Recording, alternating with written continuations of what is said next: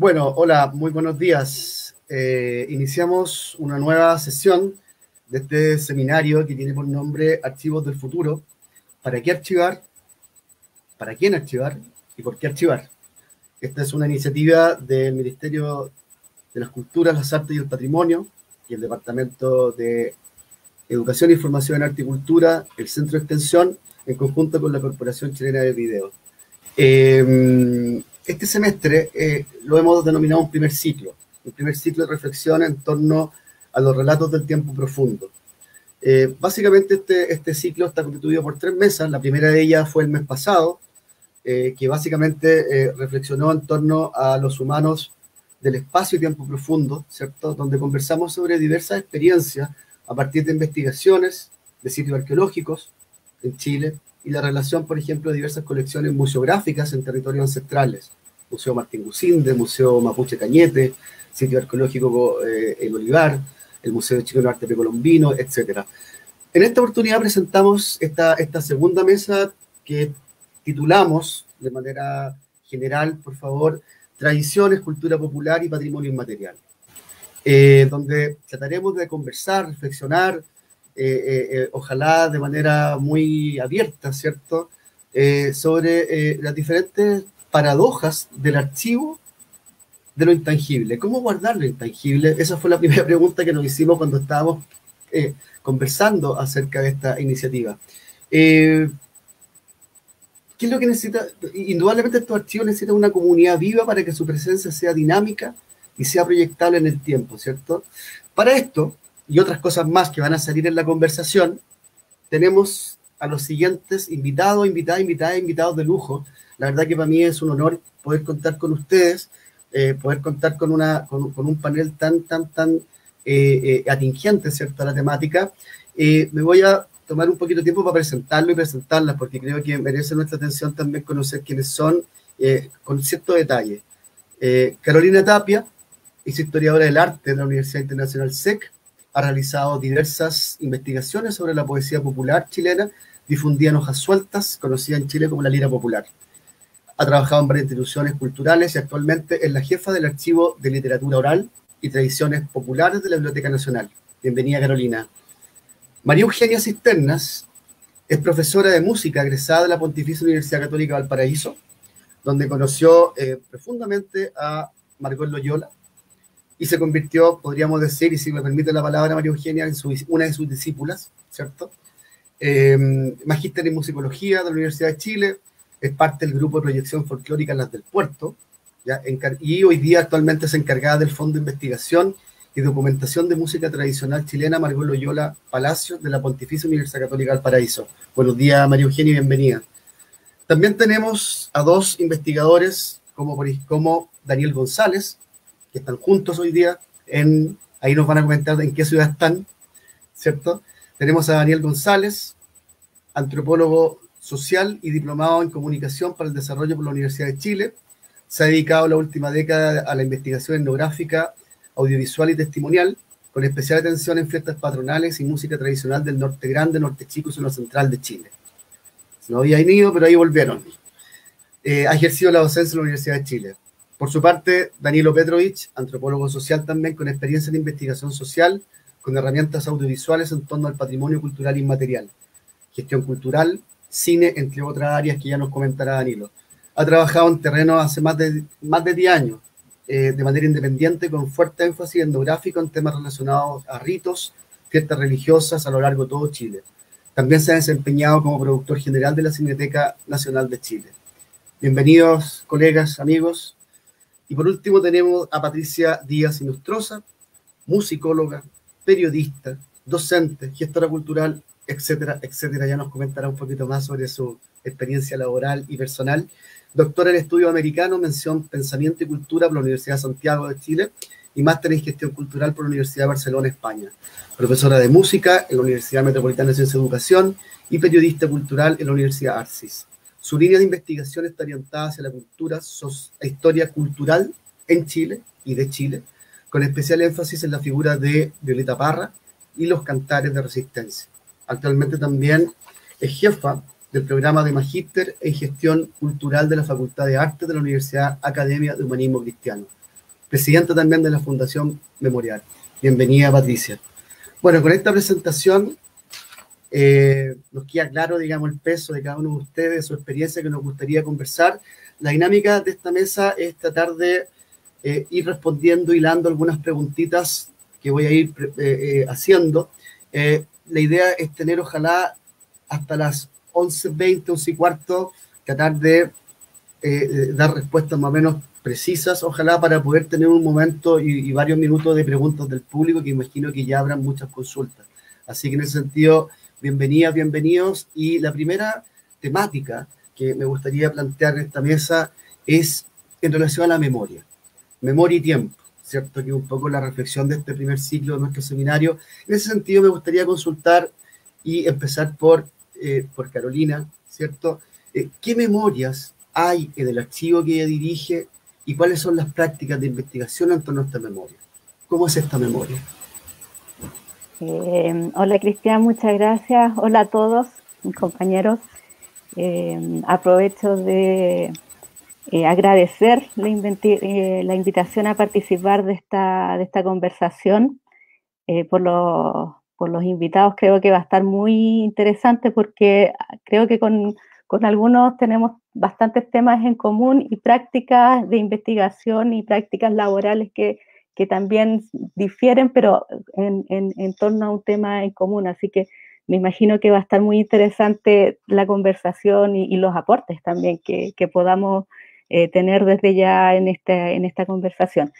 Bueno, me preguntabas, Cristian, ¿qué memorias hay en el archivo? En este caso, el Archivo de Literatura Oral y Tradiciones Populares de la Biblioteca Nacional, y las prácticas de investigación. Bueno, yo te diría que hay varias memorias. Y hay memorias, sí, yo definiría básicamente, tengo dos definiciones básicas de memoria, y con respecto a eso yo voy a articular esta pregunta. Primero diría que hay memorias en relación con la definición del término entendido como relatos de la cotidianidad, por decirlo de alguna manera. En este sentido se podría situar en una vereda opuesta, o en otra vereda, si se quiere, a los relatos generales y de carácter más oficial, que son parte de la historia, esa historia que conocemos con H mayúscula. La memoria así entendida como relatos de la cotidianidad importan mucho las subjetividades. Entonces, como práctica de investigación cobran importancia, por ejemplo, las metodologías antropológicas como las historias de vida. La vida cotidiana de las personas difícilmente se pueden conocer en toda su riqueza a partir de los documentos, que son en el fondo las fuentes principales de la historia de la historia oficial. Por eso el acompañamiento, las conversaciones o entrevistas en profundidad son las prácticas idóneas y para entender la memoria como la cotidianidad, como la historia de la cotidianidad de las personas. Y estas son en general llevadas en el archivo por trabajos de alumnos en práctica, sobre todo de antropología. Hemos tenido bastantes casos en que hemos recibido alumnos en práctica y les interesa algún tema, por ejemplo, el canto a los poetas, y no solamente al estudiar la manifestación en sí, sino que quieren conocer más en profundidad esta manifestación en su dimensión humana. Entonces ellos van y además hacen un trabajo de, por ejemplo, estudios de campo y de conversaciones o entrevistas en profundidad, y para de esta manera conocer la dimensión humana de las manifestaciones, de las muchas manifestaciones que se investigan en el archivo, en las cuales hay muchos documentos, como se está mostrando en las diapos que están pasando ahora. En este caso, la memoria como historia de la cotidianidad, yo creo que hay que tener en cuenta algo súper importante. La memoria básicamente es lo que se recuerda, pero también la memoria es lo que se olvida o lo que se decide olvidar. Y en este sentido cobra una dimensión importante el tema patrimonial, porque en el fondo el patrimonio es lo que las personas quieren de alguna manera conservar y seguir haciendo, y los olvidos, involuntarios o no, son parte de estas memorias. Entonces yo ahí tengo estos dos elementos que son el recuerdo y son el olvido, por una parte. Y eso también tiene que ver con políticas, con las políticas con las cuales las instituciones deciden trabajar, cuáles son las políticas de trabajo. Y por otra parte, también creo que hay otra definición de memoria, que son entendidos como un concepto relacionado con la conservación o de los conocimientos tradicionales. Es decir, los conocimientos que se transmiten de generación en generación, como por ejemplo los conocimientos que se deriva del conocimiento de la relación con la naturaleza, que puede ser el conocer las hierbas medicinales, o la forma de realizar ciertas labores y productos, las faenas del campo o los productos artesanales, la cosmovisión de una comunidad o también la historia de una comunidad, entre muchas otras cosas. En este sentido, la memoria está estrechamente vinculada al concepto de tradición oral, que el concepto de tradición oral entendido como el vehículo de transmisión de estos conocimientos que se transmiten de generación en generación, y estos conocimientos entonces transmitidos a través de expresiones como pueden ser cantos, cuentos, leyendas, proverbios, adivinanzas, juegos, entre muchas otras cosas. O sea, tradición oral en el sentido de que no está escrito. En este caso, para mí la memoria en relación con la tradición oral es como las bibliotecas para la tradición escrita. La tradición de los libros, porque la memoria es la que guarda estos conocimientos y la tradición oral, como los cantos, como las adivinanzas, como los juegos, es el vehículo en el que cotidianamente, a mí me gusta mucho la palabra cotidianamente o lo cotidiano, se transmiten a través de las personas. Y en este caso, con respecto a las prácticas de investigación, yo diría que se pueden encontrar desde las recopilaciones de tipo folclórica que se hacían a finales del siglo XIX, principios del XX, y últimamente hasta las acciones que emanan desde las propias comunidades que conservan estos conocimientos para valorarlos y seguir transmitiéndolo a las personas. Y en este sentido también se relaciona con este enfoque patrimonialista de la valoración de lo propio. Bueno, con respecto a los documentos sobre estas memorias, los pasamos las diapos acá, tenemos en el archivo de variado tipo que pueden ser materiales editados o publicados como libros o discos, pero sobre todo lo más interesante en el archivo son los materiales de tipo inédito o de carácter único que tienen que ver con las fondos o colecciones de algunos investigadores o de propios cultores. Pero lo dejo hasta aquí para seguir hablando, porque la siguiente pregunta creo que tiene que ver con eso. Muchas gracias, Carolina. Vamos a hacer un contrapunto con Patricia, porque aquí ya hemos visto una primera muestra, digamos, de las memorias en este archivo, ¿cierto? Archivo tan importante que está en nuestra Biblioteca Nacional. Y la misma consulta, pero a las prácticas de investigación más contemporánea que tiene Patricia. ¿Qué memoria hay ahí, Patricia? ¿Y cómo se van relacionando, entretejiendo con estas otras memorias más tradicionales, si se quiere, por una parte, o centenarias, milenarias, por otra? Así que cuéntanos un poquito cómo ves tú esta relación entre estas memorias y tus memorias. Muy bien, oye, muchas gracias por la invitación a esta mesa y esta conversación tan interesante que nos motiva y nos impulsa a seguir haciendo lo que estamos haciendo, que es un día a día, ¿no? Mira, sí, yo voy a hablar, como bien tú sabes, como investigadora, no estoy en la línea de la archivistia, aunque lo conozco por la gestión cultural, ¿no? Que se topa por ahí la gestión cultural con esto de las instituciones, los museos, los archivos, la biblioteca y las políticas culturales, está muy vinculado, siempre me ha interesado mucho. Pero en el último tiempo, fundamentalmente, el trabajo de investigación, ya estoy en eso y creo que de ahí no salgo más. Empecé como tímidamente, como algo paralelo a esta urgencia que tenía yo con la gestión cultural, pero ahora estoy absolutamente en la investigación que había comenzado justamente para recuperar o escribir solo una memoria reciente, porque yo estoy en el ámbito de la memoria reciente, justamente con el periodo de la dictadura. Tiene que ver con memoria y derechos humanos y tiene que ver con las vivencias, en el caso del que yo trato, del caso de la música, Y de hecho comencé investigando por cómo se estaba escribiendo la historia reciente, que pasa a ser luego la historia futura y la que queda establecida la institución, a sello, a fuego, ¿no? Y que cuesta mucho deconstruir lo que pasó efectivamente en el periodo de la dictadura militar. Entonces, a mí me había tocado vivir aquello como músico en lo que se llamó el periodo del Canto Nuevo.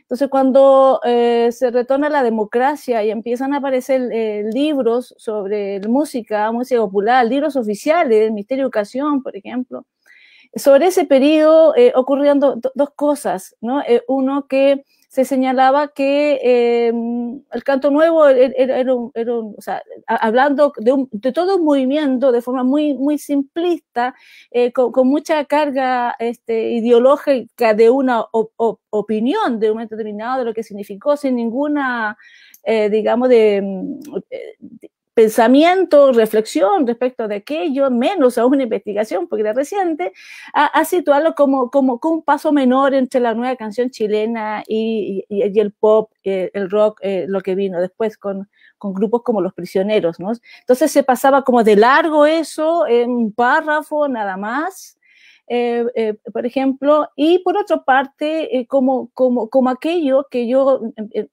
empiezo a sospechar, que es como construir una memoria determinada que es como el peligro, ¿no? de esta constante cristalización de un modo de pensamiento o de una idea de cómo fueron las cosas y que eso queda establecido. Entonces, que es algo que cada vez la siento más fuerte, ¿no? Como que un periodo de la historia se queda, digamos, como debajo de la alfombra, ¿no? Escondido detrás. A los libros de menos, los que quedan detrás de los estantes, ¿no? Uno pone los de al frente como más importantes y los de atrás los menos importantes, que van quedando como atrás. Y eso es muy sospechoso porque se va construyendo una historia que como no es la historia de todos, o no es entonces, de ahí la importancia de este relato de hoy, de la memoria de las personas que están vivas, ¿no? Entonces, eso es como esta memoria contemporánea, que además ocurre lo siguiente.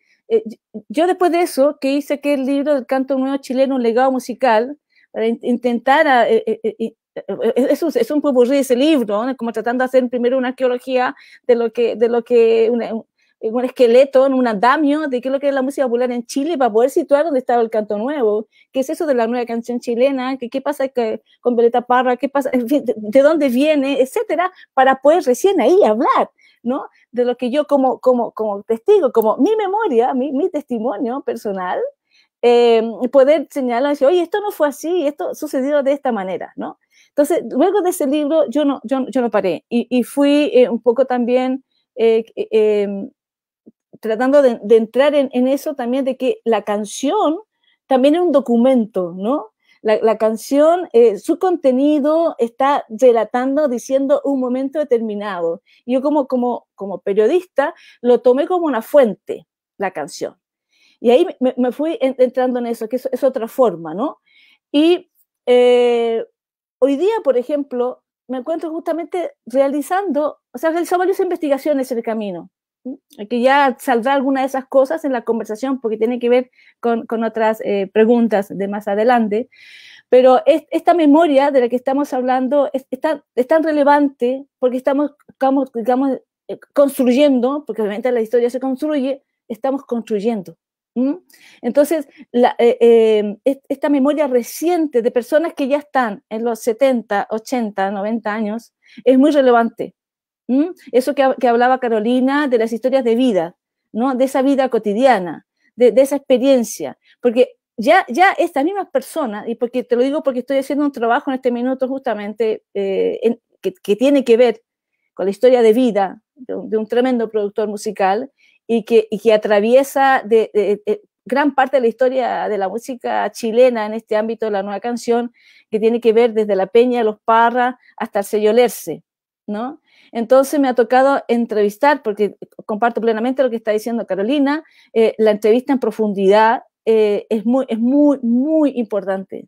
Y esa entrevista en profundidad, además, que tiene que ver un poco con el periodismo profundo de investigación, que es donde estoy situada yo en este minuto, que es además poder no solamente entrevistar, sería como una técnica, ¿no? Sino que además observar, ver, ¿no? Sentir, ¿ah? ¿Qué pasa con esas personas, ¿no?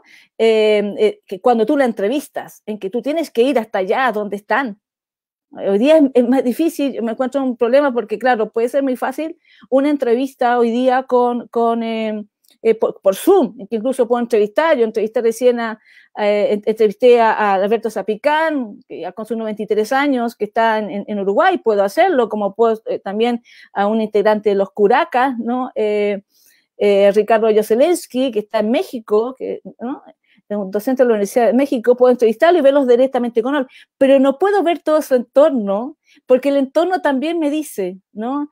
Cómo viven, cómo reaccionan, cómo se mueven, con quién están, todo eso también me va diciendo cosas, todo eso hay que recogerlo para poder luego relatarlo, ¿ah? Y en el caso, yo por ejemplo, te puedo decir que estoy incluso con la idea de sacarme el ropaje académico y de establecerlo en mis pares, no de la revista indexada científica con su lenguaje, sino que desde el periodismo narrativo, desde la literatura, digamos, pero de la literatura no ficción, para poder ser lo más precisa en poder narrar desde sujetos vivos su historia de vida como memoria, que está ligado con todo aquello, ¿no?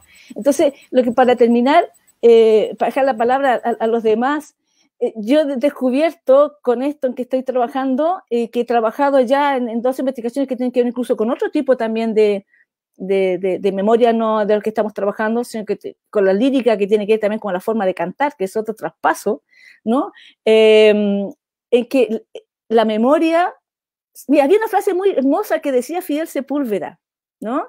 Nuestro gran maestro Fidel, y decía: el pueblo, que es el que vas construyendo, el pueblo selecciona, decía él, ¿se acuerdan? Cuando decía, movía los dedos así y decía, es tan fino como las personas, el pueblo elige, selecciona lo que queda. Selecciona con lo que tiene eso, que es lo que hay que escuchar, decía él, ¿ah? Esa finura de todo, qué es lo que selecciona y transmite, ¿ah? A los suyos. Yo eso lo he sentido y lo he vivido con mi papel y además podría agregar que esa memoria también, la personal, pues esa es la colectiva, la memoria personal selecciona, elige y corrige.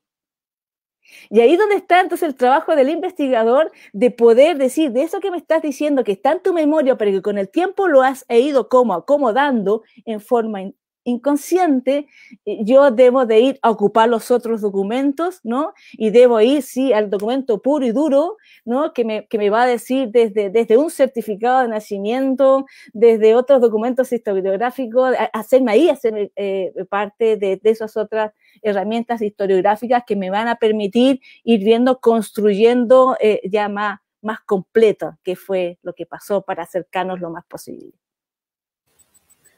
Muchas gracias, Patricia. Esta reflexión indudablemente de la memoria que tú estás presentando, esta memoria reciente, digamos, también tiene su correspondencia en la práctica del archivo, por ejemplo, que dirige María Eugenia. María Eugenia, en ese sentido, ¿cómo es esta memoria reciente que tú estás resguardando en el archivo? ¿Cómo es este trabajo, digamos, de memoria, de recopilación de Margot Loyola?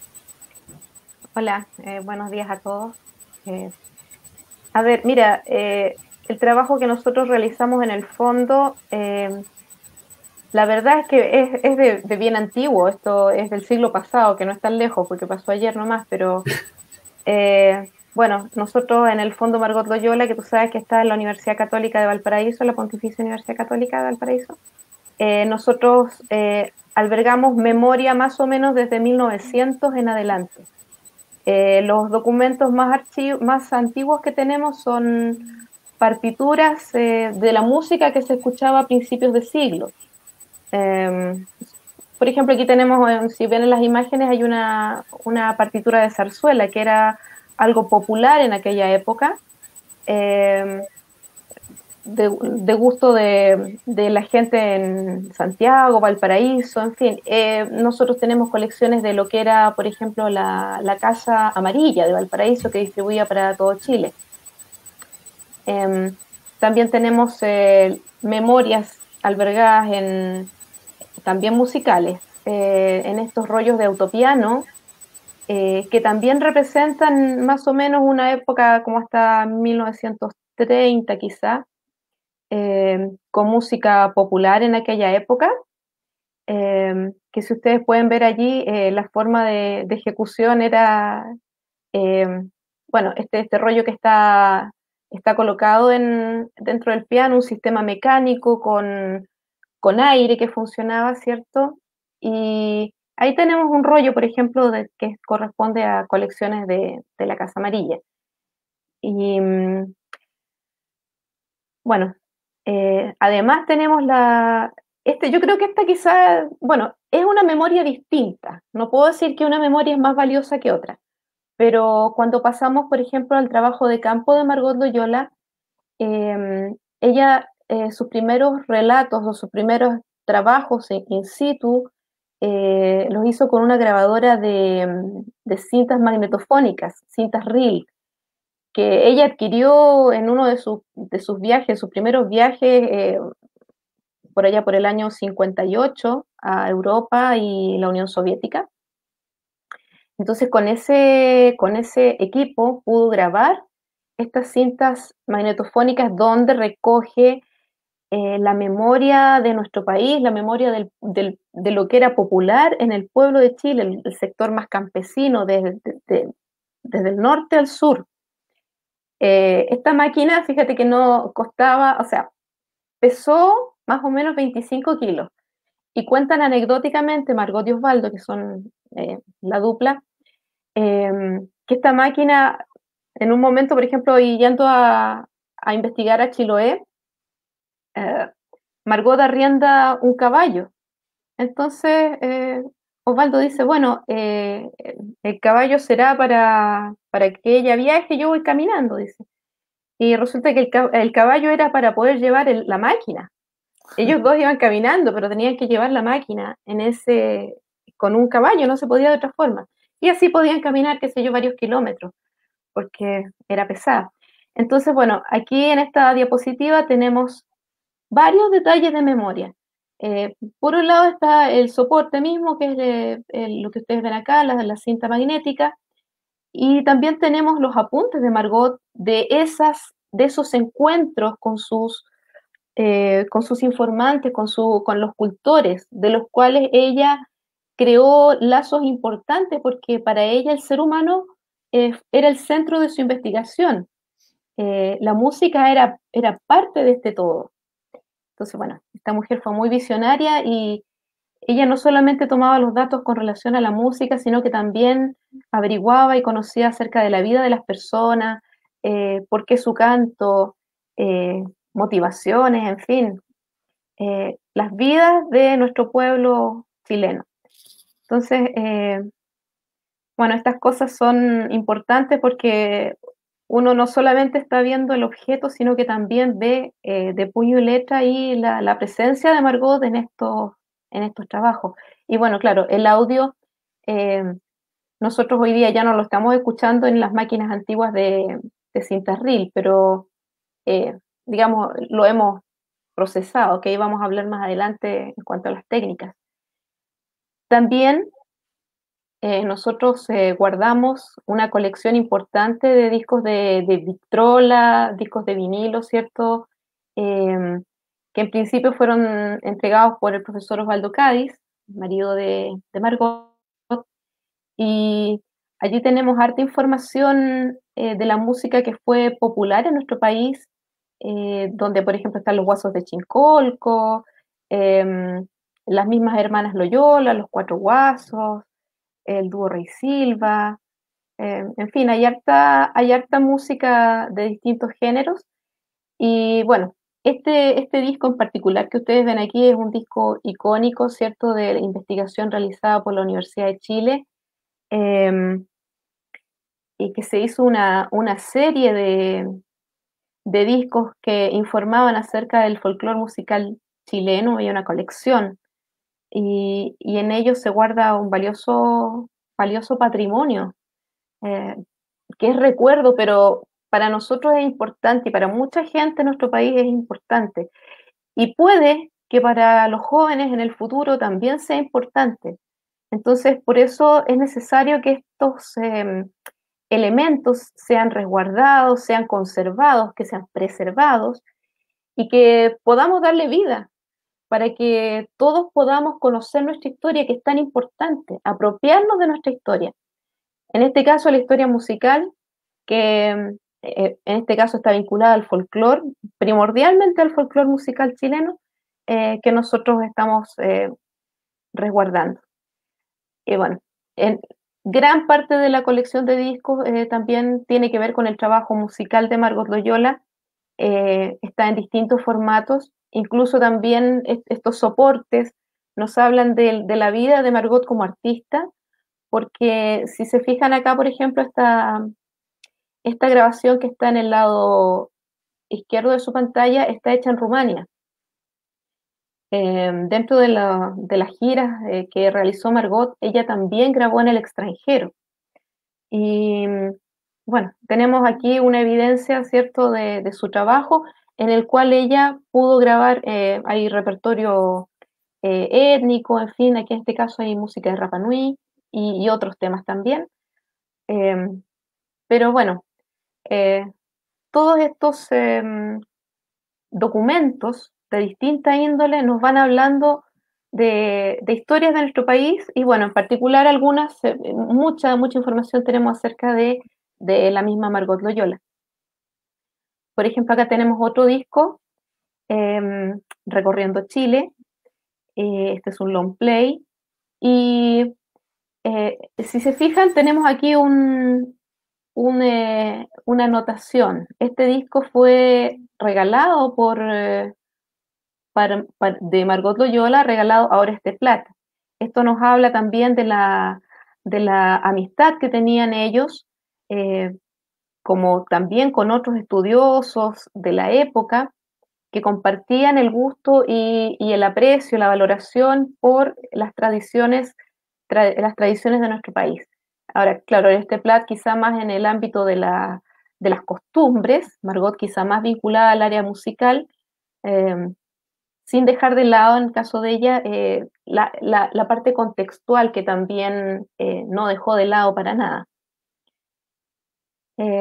Bueno, y por último hablar un poquito de los manuscritos que nosotros también guardamos, del trabajo de campo que ella realizó.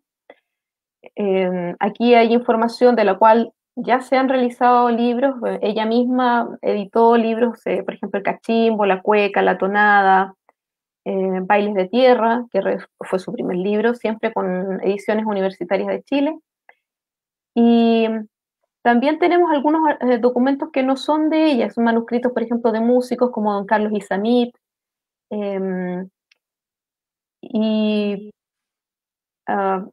Bueno, estos materiales están allí en el fondo para la memoria, ¿cierto?, de nuestro país.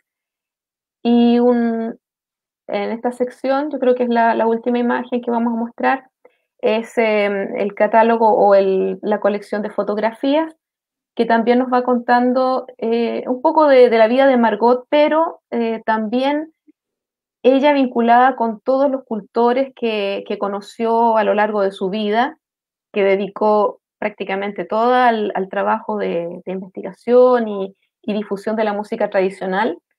En este caso que bueno, no recuerdo bien esta foto, aquí parece que está con Verónica Tan, creo que sí.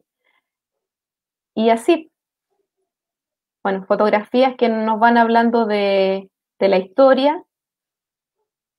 En este caso, por ejemplo, aquí están las hermanitas Loyola. Para quienes no saben, quizá Margot Loyola partió cantando con su hermana Estela, que está al lado derecho. Acá a la izquierda podemos ver a Margot Loyola. Y en este caso están en una mina de Lota. Fueron a visitar a los mineros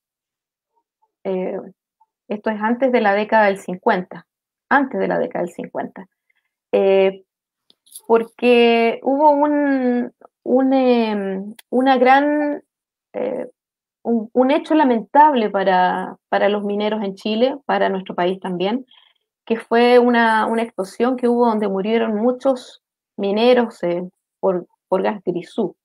Entonces, Margot en esa época compuso una música que se llamaba El canto del triste minero. Y bueno, en ese tiempo la invitaron para conocer, en fin, la mina, en fin, llevaron a las hermanas Loyola un poco para agradecer este trabajo musical que ella había realizado. Bueno, aquí tenemos también imagen de Margot en su trabajo con las cantoras, que como le digo, ella conocía en profundidad, se hizo amiga, comadre muchas veces de ella, se volvió familia en muchos casos. Y aquí tenemos, por ejemplo, al lado izquierdo a María Toledo, y la señora del medio que está con la guitarra es Jovita Valdés. Las dos señoras son de Rari, fueron de Rari, y le entregaron un valioso repertorio de la zona. Ellas dos eran cantoras y en muchas ocasiones cantaban juntas. Bueno, Margot las visitaba muchas veces, las conoció, ellas tejían en crin además. Entonces hay historias de vida que están detrás de esta fotografía. Son documentos que nos hablan, no solamente son fotografías, tienen un valor más significativo. Bueno, eso yo dejaría en una primera instancia. Muchas gracias, María Eugenia. La verdad que hemos visto cómo se va desplegando esta memoria en archivo, en investigación, en el mediano, largo plazo, y nos gustaría mucho conocer la experiencia ahora de trabajo en terreno, de qué memorias ustedes van descubriendo, van registrando, cuáles son las memorias que ustedes se van encontrando en su trabajo, Danilo, Daniel, a ver si nos pueden dar detalles de eso. A ver, habla. ¿Se escucha? Perfecto. Voy a mutear yo. Ya. Bueno, nosotros somos el Museo Campesino Movimiento, y para empezar a decir que en verdad el museo no existe, o sea, no, es un museo virtual que tiene que ver con el trabajo que varias personas hemos hecho y que ha unido un poco el trabajo que ha hecho Gastón Luna, que es el presidente de MUCAM, en la zona Cauquenes, en el ámbito del tema agrícola, quizás, con los campesinos, de estar ahí compartiendo y trabajando con los campesinos. Y él es fotógrafo también, entonces ha podido, y tiene también como una pasión por archivar cosas, por tener algunas cosas de la memoria cauquenes en su casa, en su bodega de vino. Entonces, él tiene un trabajo amplio de muchos años, él nació ahí en el mundo rural, entonces conoce muy bien a los campesinos. Y por otro lado, está el trabajo que hemos hecho con Danilo en temas de fiesta y canto a lo divino, sobre todo, de la zona de la Aconcagua y Choapa. Y yo que trabajo también bueno, Danilo también ha participado en Arica con el tema de las bandas de bronce y algunas fiestas. Y por otro lado está el trabajo de Carlos Mora, que una suerte de desarrollo de la pedagogía y cultura que ahí se ha estado realizando. Entonces, el museo, nos juntamos todos y inventamos este museo imaginario, y ahí hemos estado haciendo como estos documentos virtuales. El museo es una página básicamente de documentos que se pueden acceder. Entonces, ante la pregunta que nos hace Baez, digamos, acerca de la memoria y el tiempo, quizás lo que podamos decir es, habíamos reflexionado un poco, que el tiempo en que nosotros estamos, en que está este museo, es el tiempo de la fiesta, es el tiempo del rito, o sea, un tiempo cíclico. Nosotros participamos mucho en las fiestas, vamos casi todos los fines de semana a fiestas. Bueno, en este momento se suspendieron todas, pero en tiempo normal vamos a muchas fiestas, en verdad todos los fines de semana a 40, 50 fiestas al año, entonces estamos permanentemente en esa pulsión, quizás, como una pulsión de archivo, una pulsión de estar en las fiestas, y ahí hacemos algunos registros. Entonces, el tiempo y la memoria que está ahí es justamente una memoria distinta, porque, por ejemplo, la memoria del documento parece ser una memoria más acumulativa, ¿no? Más lineal. Mientras que la fiesta, no, tenemos que pensarlo de otra forma. Entonces, no sé si existe alguna forma de pensar como el documento como algo cíclico, ¿no? Como algo que se va renovando, que se va transformando, como en sí mismo. Entonces, como por ahí quizás están nuestros cuestionamientos. Al ser un museo como imaginario e inexistente, también hay un cuestionamiento acerca de lo institucional, y al ser un documento, un trabajo sobre el rito y sobre la fiesta, hay un cuestionamiento justamente acerca de lo acumulativo, acerca de lo lineal, eso. Y por otro lado, nuestra metodología es como bien heterogénea, porque va considerando, bueno, han hablado harto de considerar lo humano, considerar la vida cotidiana, que estas dimensiones más subjetivas de la documentación, y nosotros quizá agregaríamos cosas un poco más amplias también. Por ejemplo, ahora hemos estado leyendo la última rama de la antropología.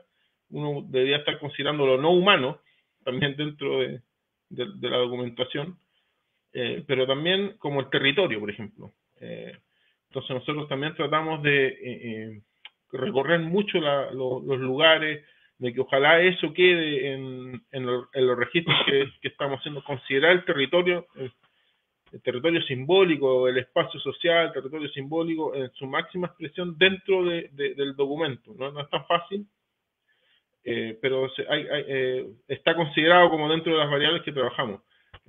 Bueno, obviamente la familia, no solo la familia nuclear, la familia ampliada, sobre todo en el mundo campesino, que está definido por los primos, los tíos, digamos, los abuelos, bisabuelos. Entonces, considerar toda esa gama familiar, que es donde en general se sustentan las tradiciones, lo simbólico, como toda esta capacidad que tiene el mundo campesino de simbolizarse, ¿no? De crear palabras, de crear poesía. También eso es súper importante como dentro de nuestra producción de documentos. Y nada, bueno, eso, sobre todo ir construyendo un mapa ritual, un mapa festivo de Chile, desde Arica hasta Chiloé tenemos harto, y ahora hemos ampliado un poco el asunto hasta Magallanes incluso. Entonces estamos como completando de a poquito este mapa. Y los libros, los documentales, ahora hace poco sacamos la antología de Canto de lo Divino, son como síntesis de eso, ¿no? El documento que nosotros creamos es un poco más amplio, un poco más laxo, pero los libros y los discos son una suerte de síntesis de un amplio trabajo. Entonces, siempre la obra siempre queda muy corta, digamos, ¿no? Esa síntesis siempre nos complica mucho. Finalmente terminamos haciendo documentales de 4 horas, no sé, muy largos, digamos. La antología tiene 5 discos. Son trabajos como que finalmente no se abarcan a sí mismos. Cuesta mucho como condensar todo lo que uno va registrando, documentando, cuesta mucho sintetizarlo. Entonces al final también hemos decidido como sacar pequeños documentos que son como fragmentos que se van completando unos con otros. Y la página web permite eso, porque permite muchos formatos, entonces eso se va a ir complementando. Puede ser la segunda pregunta, quizá eso. No sé si... Sí. No, yo quería como decir que a veces también se tiende a confundir la memoria de las personas, de las comunidades, de los pueblos, con la memoria de los archivos, la memoria de los laboratorios. Son dos memorias de distinto orden. Y en ese sentido, este seminario virtual, un poco creo que, y la pregunta sobre la memoria tiene que ver con la memoria de nosotros como archivadores o como personas que registramos, y en el caso por lo menos de nosotros que hacemos un trabajo como de recopilación o de registro en el terreno, y luego llevamos ese material, que es un material inscrito en en lo visual, en la fotografía, en el video, en el audio, y luego se lleva a un laboratorio, digamos, que es donde uno procesa esta información y donde la carga de un sentido, la inscribe en algún lugar, la lleva a otro laboratorio, la lleva a otro archivo, la releva, la pone en valor como desde la perspectiva del patrimonio, ¿no? Entonces, un poco creo que eso es algo que hay que señalar, ¿no? Que son memorias de distintos órdenes, y la memoria también, la memoria colectiva es distinta de la memoria individual, ¿no? Está toda la línea que tiene que ver con los lugares de la memoria, ¿no? Como trabajaba por Pierre Nora en Francia, digamos, a partir de los archivos. Y a propósito de un libro que estaba leyendo hace poco, que es súper interesante con respecto a esto, que es de Jorge Pavés, que se llama Laboratorio Etnográfico. Él, a propósito de la memoria de los archivos, digamos, de las prácticas, distingue como tres, si mal no recuerdo, como tres categorías para entender los laboratorios etnográficos, digamos, que son que cada laboratorio tiene una topología, ¿no? Tiene un lugar donde suceden las cosas y tiene una red de personas donde, por ejemplo, hay informantes que traspasan material a partir de cartas, a partir del teléfono, ahora, digamos, a partir del computador. Entonces, existe un lugar del laboratorio. Por otro lado, existe una economía de ese laboratorio, ¿no? Una economía que es una economía del deseo libidinal, digamos. Uno como antropólogo, de cierta manera, produce al otro, quiere producirlo. El europeo produjo al no civilizado, ¿no? La teoría como colonial.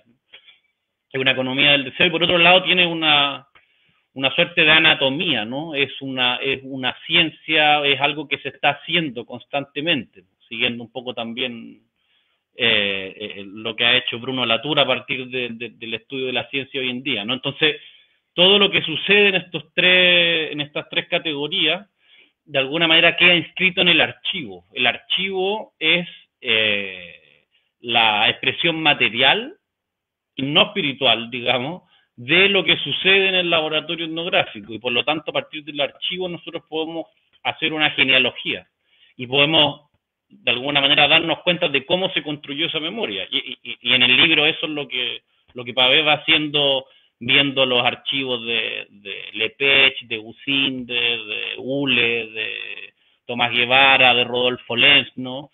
Que finalmente son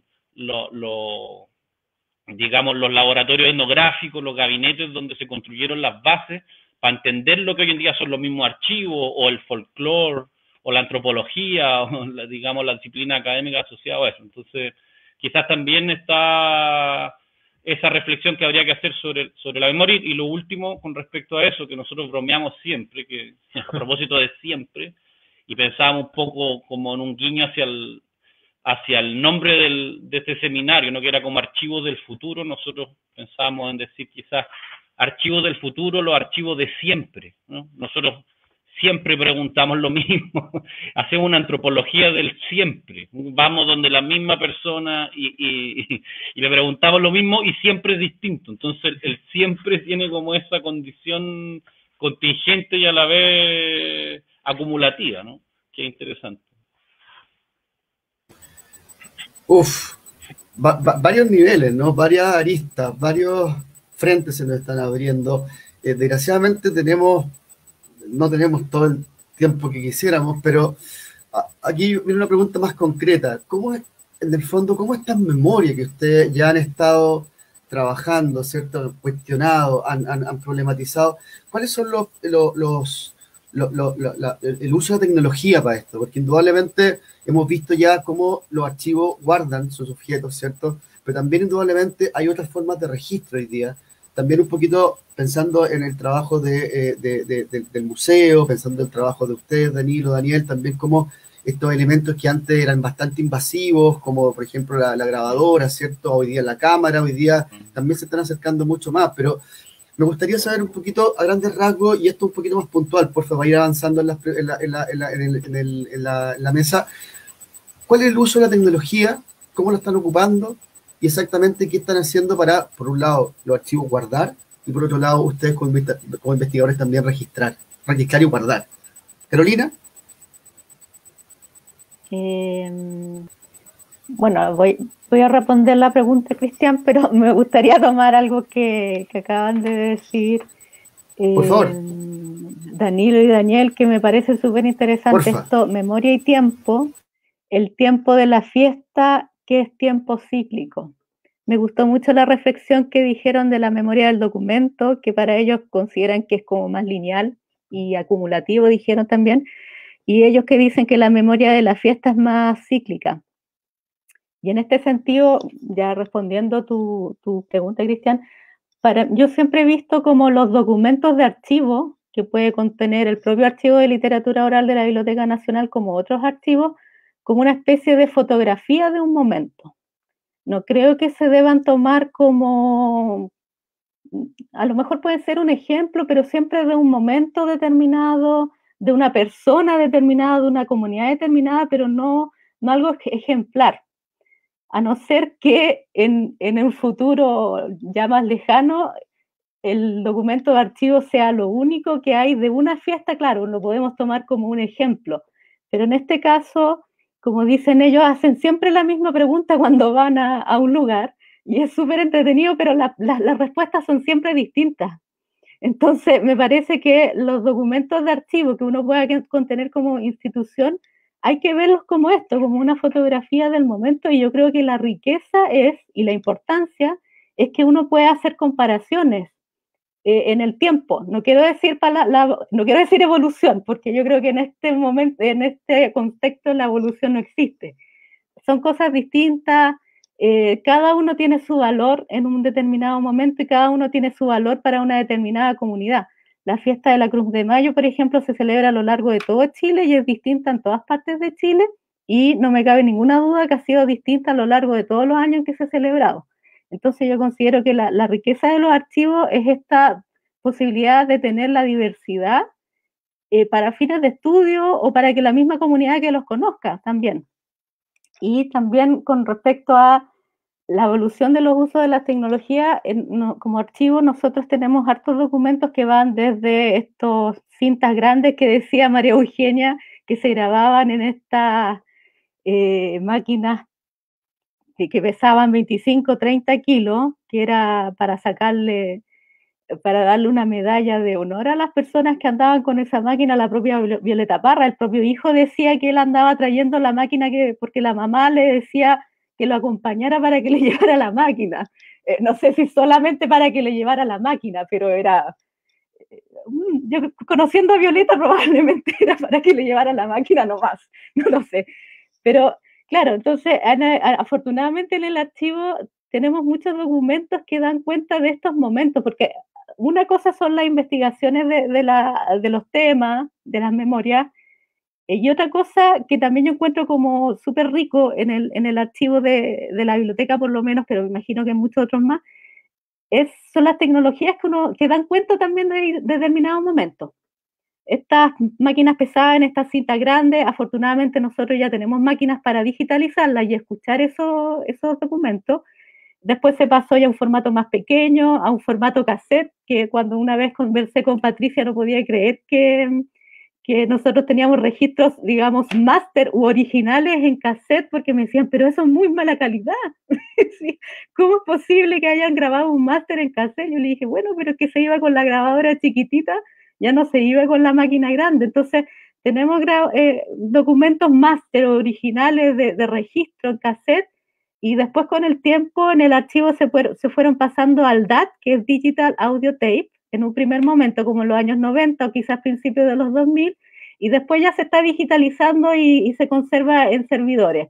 Lo mismo pasa con la fotografía. En el archivo fotográfico hay ya los típicos formatos del siglo XIX, que pueden ser los daguerrotipos, las cartas de visita, y nosotros como archivo tenemos en la fotografía los negativos, no tenemos más atrás de eso, negativos, diapositivas, fotografía en papel, por cierto, y ahora últimamente digitales.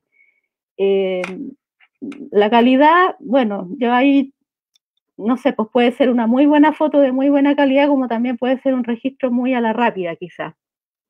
Los otros documentos que tenemos bastante son registros audiovisuales, VHS. Nosotros todavía tenemos el VHS en funcionamiento, pero ya obviamente que con el tiempo se han derivado a otro formato. Y con respecto al papel, que yo creo que sigue siendo lo más duradero y lo más fácil de acceder, porque el papel no necesita ninguna máquina mediadora. Un libro, uno ve un libro, un pergamino de hace 500 años, un libro de hace 1000 años, un pergamino, y lo puede ver igual. En cambio, es más difícil cuando tenemos estos documentos que necesitan una máquina para verlos. En cuanto a los documentos en papel, sí, tenemos bastante.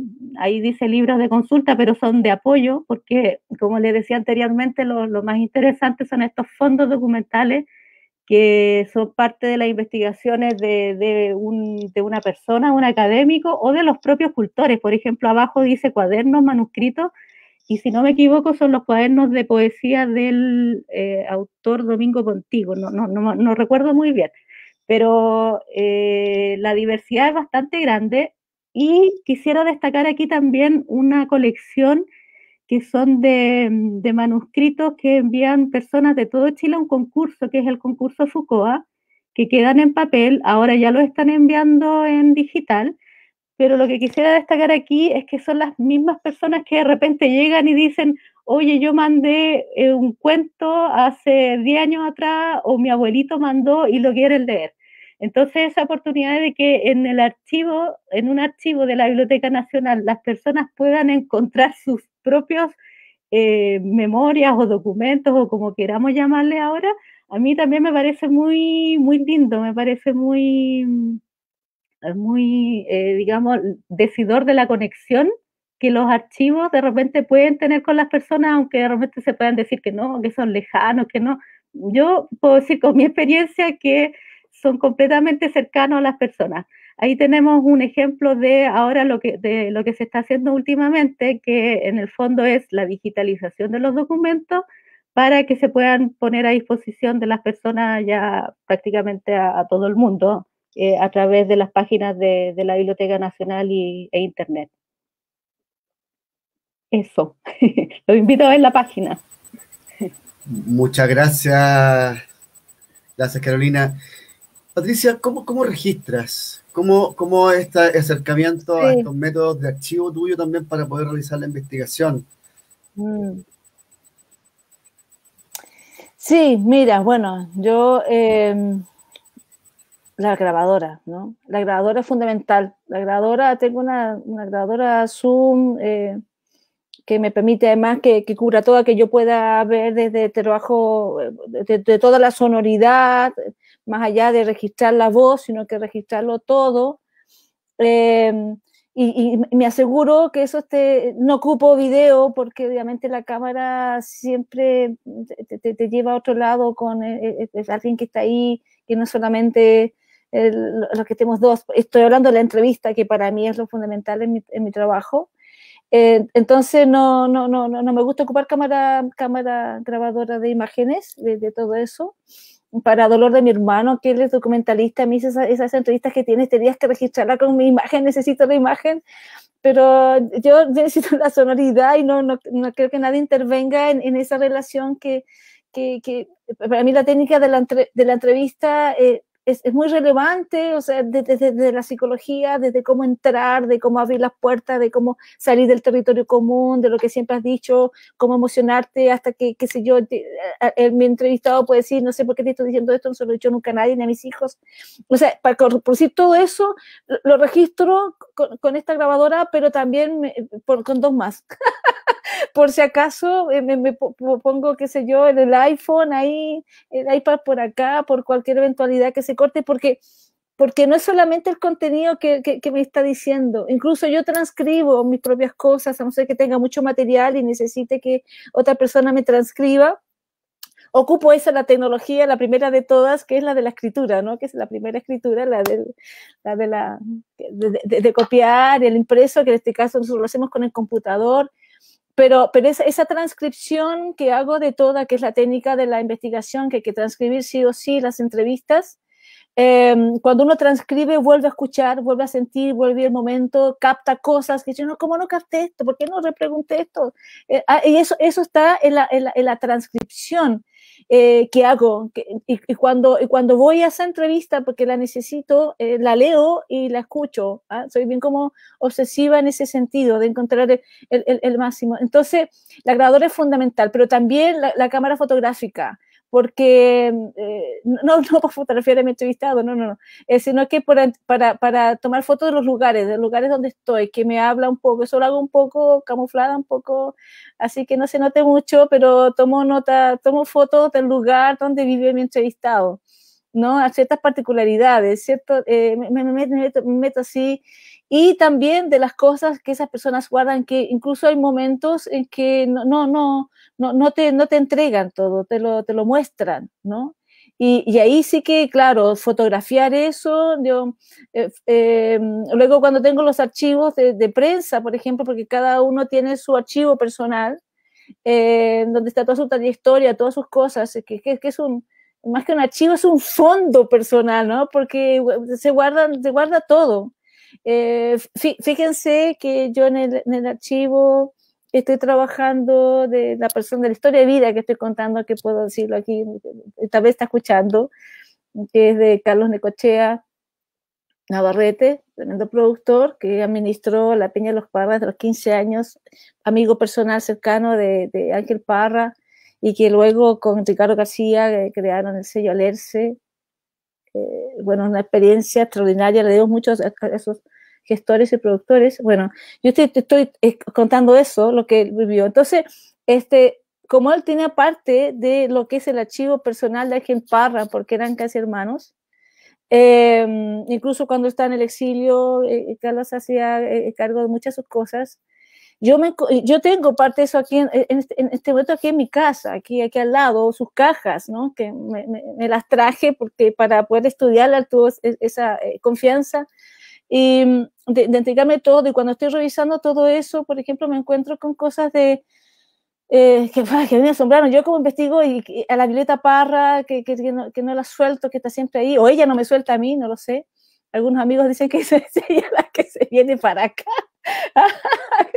La Violeta se mete, entonces me estoy hablando de ella, ¿ven? Por ejemplo, estoy hablando de ella. Y estaban los telegramas que le mandaron a Ángel por el fallecimiento de su madre, y estaban incluso las tarjetitas que van en las coronas de flores, que mandó, qué sé yo, Grupo Chagual, que mandó, o sea, una cosa tan fuerte, bueno, para mí, que tengo tan cercana de verlos ahí, ¿no? Con sus alfileres, incluso donde iba, todo eso, o sea, esos fondos, digo yo, que son como personales, ¿no? Son unos archivos, a eso yo le tomo fotos, les tomo fotos de toda la prensa para después trabajar, porque obviamente los periódicos se deterioran con tomarlos, entonces le tomo fotos y para trabajar con la foto, no con eso.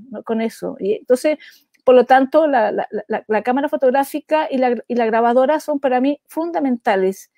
Y también habría que decir, para agregar, que no es mi papel, pero para agregar que creo que justamente las máquinas, la tecnología, por más que avance, todo eso que forma parte también de nuevo patrimonio, ¿no? Que son justamente los fierros, para decirlo de bueno, como dicen los sonidistas, los fierros.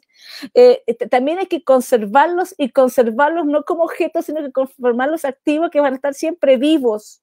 Porque tener, por ejemplo, una caseteca como estas grabaciones, ¿no? del cassette, o el VHS, hay que mantener esas máquinas que estén funcionando, porque los documentos por momentos determinados hay que escucharlos como fueron escuchados en su época, como fueron vistos en su época. Eso también nos dice muchísimo. Está bien que todo se digitalice y todo está en pantalla, pero es distinto, ¿no? Como diría Benjamin, ¿no? El aura está ahí.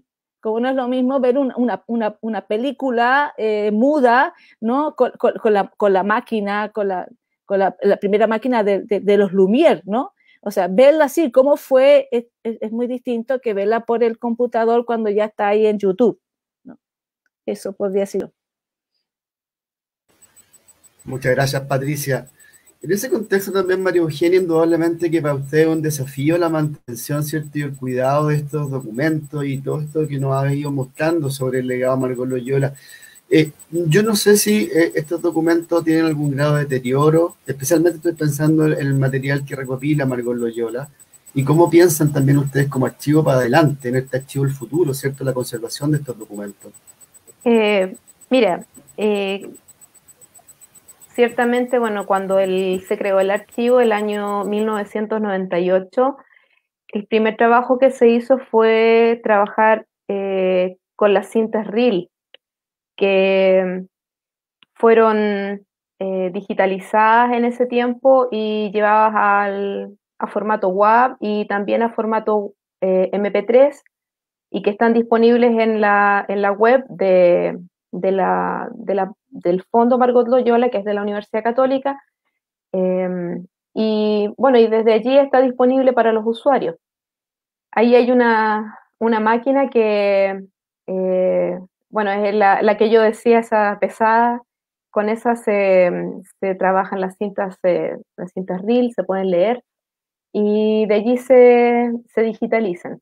Bueno, este trabajo fue hecho hace tiempo, como les decía yo, en el año 1998 y el 2000 más o menos se hizo esa digitalización, porque era importante rescatar ese material que se va deteriorando con el tiempo. Las cintas de magneto pierden la calidad, se pierde el sonido, entonces si la cinta se enrolla o se quema, porque se quiebran después, ya no se puede rescatar nada. Entonces es importante que en ese momento había que hacerlo y llevarlo a un soporte que lo resguardara. También ocurrió lo mismo cuando con las fotografías, por ejemplo. Anteriormente que vimos las fotografías, todo lo que es digital, bueno, ahí están los cassettes, que recientemente digitalizamos lo que era el trabajo de campo de Margot Loyola. Se digitalizaron 88 cintas de trabajo de campo y ahora están masterizadas y están corregidas, algunas con niveles, por ejemplo, nos explicaba el ingeniero en sonido, había cosas que sonaban como por ejemplo los ratoncitos esos que ponen en los programas de niños, así muy agudos, y a la voz de Margot Loyola. Entonces le tocó ecualizar un poquito y llegar al nivel real de la voz de Margot.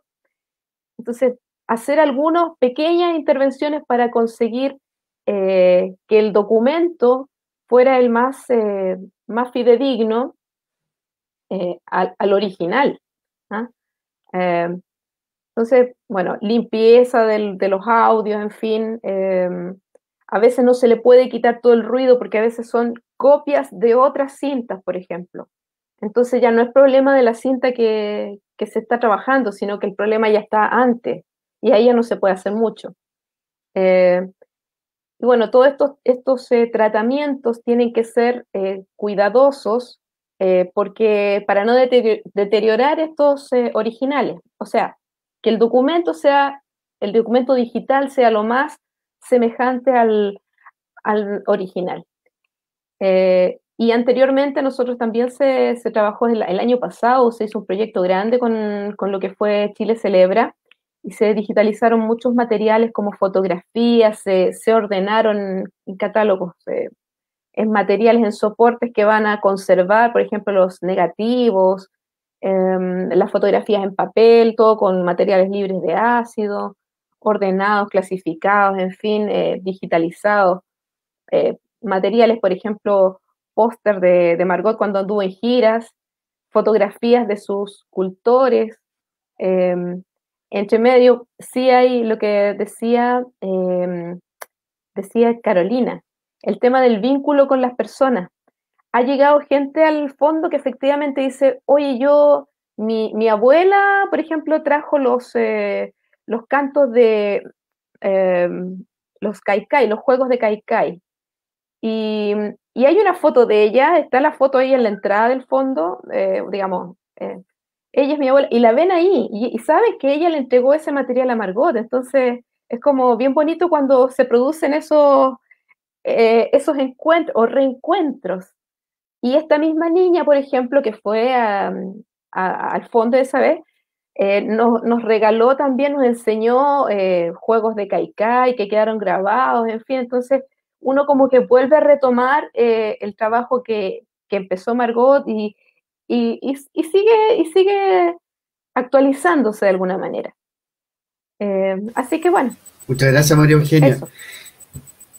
Danilo, usted, imagino que en el registro que ustedes son productores de imágenes, y como productores de imágenes, ¿cierto? Imágenes fijas, imágenes en movimiento, ¿cómo es esa relación entre ustedes y las personas que conversan, trabajan, las comunidades? ¿Cómo llegan con la cámara? ¿Qué cámara usan? Si es que ocupan cámara, etcétera, etcétera. Antes me imagino que era registro en cassette, no sé. ¿Cuál es la experiencia del uso de tecnología y su relación con la comunidad, por ejemplo? Bueno, lo primero es llegar siempre a la hora de almuerzo. Bueno. Y no, la verdad es que nosotros sí grabamos, hacemos videos documentales que en verdad han derivado lo que dije antes en como pequeños documentos, porque si no, una cosa de algo decían ahí, lo narrativo, o sea, nos cuesta mucho como imponer una narrativa antropológica sobre una experiencia ritual, por ejemplo, que en verdad la gente como que no le interesa, no la capta, no le interesa, en verdad, no la capta porque no le interesa. Entonces, como para qué yo voy a contar un cuento sobre ellos si ellos saben perfectamente quiénes son, digamos, algo así, un poco ese es el cuestionamiento que entonces finalmente los documentales derivan en ciertos documentos muy sencillos, digamos, sin narración. Anulamos como ese aspecto de lo narrativo, que igual a veces también lo cuestionamos porque le quita como atmósfera también a ciertos momentos de la experiencia ritual sobre todo. Entonces, ahí hay una cosa por otra y de a poco hay que ir como desarrollando mejor el lenguaje. Pero sí, antes grabábamos en cinta de 8 milímetros o mini DV, de 8 milímetros y mini DV, y ahora todo es digital, digamos. Entonces las cámaras son cámaras de foto que graban video,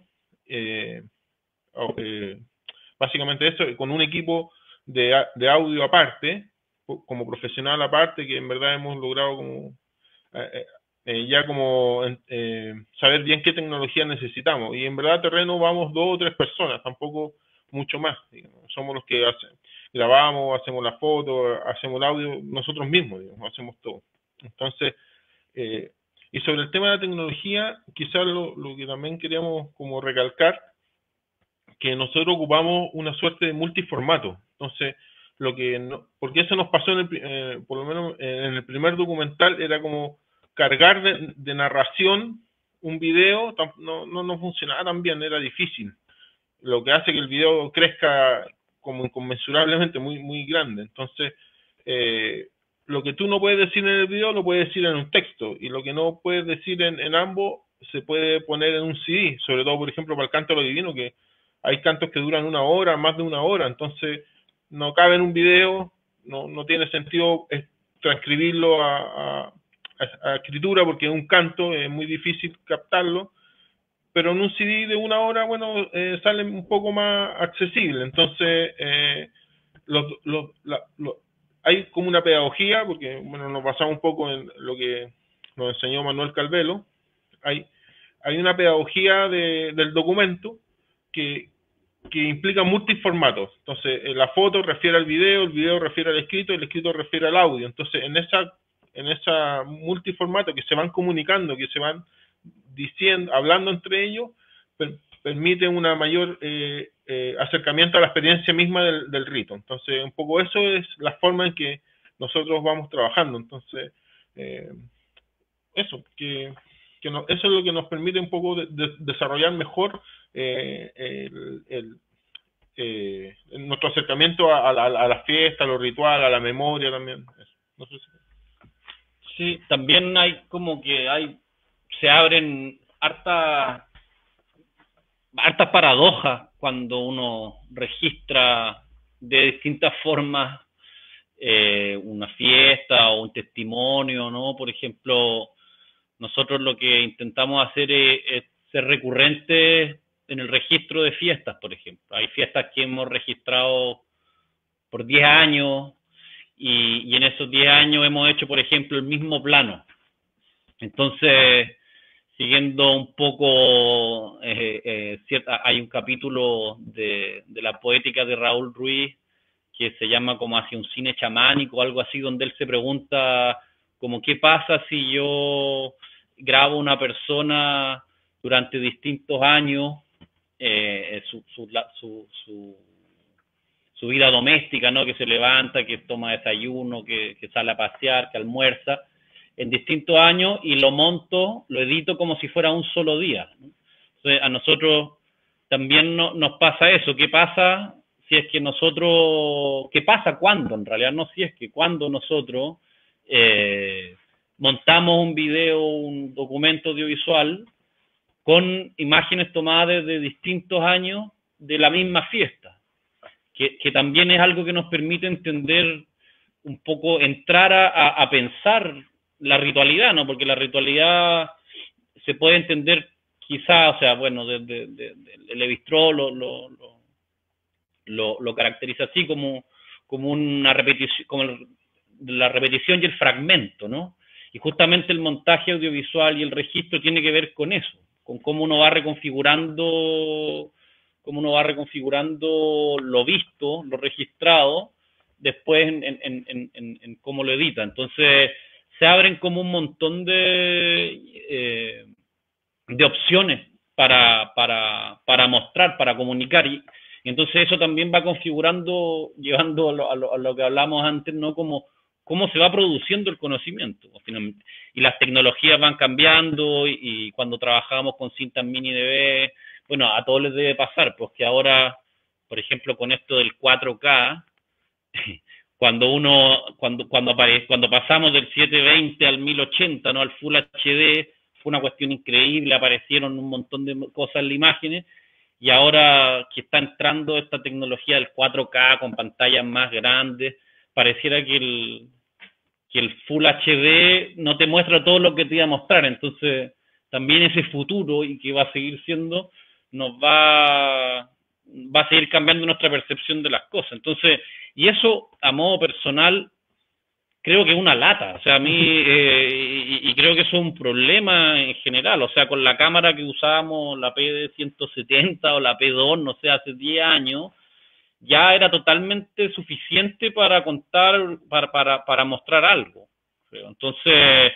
cada vez nosotros tenemos que hacer como esta suerte de upgrade así de equipos, que son muy costosos además, y hay que saber, cuando uno se mete en el tema de la fotografía, sobre todo cuando pasamos como al tema de trabajar con cámaras con lentes intercambiables, de los sensores y de los adaptadores, y ahí hay que echar mano a los amigos fotógrafos. Entonces es una pesadilla en realidad, porque además la misma tecnología te va imponiendo, hay como cámaras o equipos icónicos, ¿no? que dan cuenta como de una generación, y después están el B, el C, las marcas, los japoneses, los gringos. Entonces, a mí en lo personal es un tema que lo encuentro o sea, creo que hace además que uno pierda como de vista que es mucho más importante el contenido, ¿no? que finalmente el formato. Hay que privilegiar las neuronas sobre los electrones. Eso decía siempre Alberto Albelo en las clases, digamos. Que justamente es lo mismo, o sea, da lo mismo la tecnología, sino ¿qué pones tú ahí, digamos? ¿Y para quién? ¿Para quién? Esa pregunta era súper importante, quizás la que viene ahora. Pero eso. Uy, muchas gracias. Hemos avanzado harto en contenido, tenemos muchas preguntas, pero ahora me gustaría hacer un pequeño cambio. Me gustaría que entráramos ya a las preguntas del público, porque creo que tenemos que privilegiar un poquito también nuestra audiencia. Antes de eso, les quiero comentar a ustedes y al público que está viéndonos que hay talleres asociados a este seminario, y tenemos uno que es de archivo en casa, conservación y colecciones personales, ya que lo da Camila Campuzano, y en la pantalla están circulando las fechas, el 5, 12, 19 y 26 con diferentes iniciativas. Su consulta, porfa, a ese correo, kimberly.cosgrove@cultura.gov.cl. Si pasa muy rápido, no se preocupen, escriban en el Facebook del Centex y ahí estará toda la información. También les quiero sugerir, ya que estamos hablando de archivos, les sugiero ingresar a los archivos del MUCAM, ¿cierto? Del Museo Campesino Virtual, ¿cierto? Que nos ha hablado Daniel, al archivo, ¿cierto? Que dirige tanto Carolina como el de María Eugenia, pero también los quiero invitar a visitar los repositorios digitales que tenemos en el Ministerio y de la Corporación Chilena del Archivo, el repositorio digital del Centex, obra gruesa de nuestro departamento del Ministerio, y el repositorio digital también de la Mediateca Libre, perdón, ahí está en pantalla también la Mediateca Libre de la Corporación Chilena del Video, donde ustedes podrán encontrar archivos, no solamente publicaciones finalizadas, sino que también publicaciones que, dada la función pública, por ejemplo, del Ministerio, ustedes lo podrían lograr solamente a través de transparencia. Nosotros lo ponemos a disposición en todo lo que tenga que ver con arte, cultura, educación. Así, en ese sentido, una invitación, porque también hay una política, hay una dinámica, hay un pensamiento con respecto a transparentar y a poner en circulación cierta documentación que de otra forma ustedes no podrían acceder. Dicho esto, y dada la hora, y me quedan 6 preguntas, pero prefiero ser más generoso y que nuestro público, ¿cierto?, nos empiece a preguntar. No sé, María José, si tú nos empiezas a mostrar las preguntas en pantalla. ¿Cómo hacemos? Ahí, de Mónica Telias de Mayo. ¿Es necesario olvidar para salvaguardar un colectivo? ¿Nuestra época hace de la memoria el antídoto del mal? ¿Es necesario olvidar para salvaguardar un colectivo? Yo creo que tiene que ver, y mil disculpas, Mónica, si interpreto mal, pero tiene que ver con el tema que un tema muy interesante que ustedes comentaban, que esto y que también ha estado presente en la otra mesa, ojo, a lo mejor no es necesario conservar ni guardar todo, hay cosas que también que hay que pensar, que eliminar, que, no sé, es un tema que si conservamos todo, o sea, nos volvemos locos, o sea, también, ojo con eso. ¿Qué pasa con el olvido? ¿Qué pasa con esta cosa que nosotros también desde nuestra experiencia como archivadores, investigadores, registradores, no sé cómo llamarlo, ¿cierto?, dejamos de lado? Aquí abierta por si acaso a quien quiera hacerse cargo de la respuesta. ¿Me escuchan? Sí. ¿Me escuchan? Sí.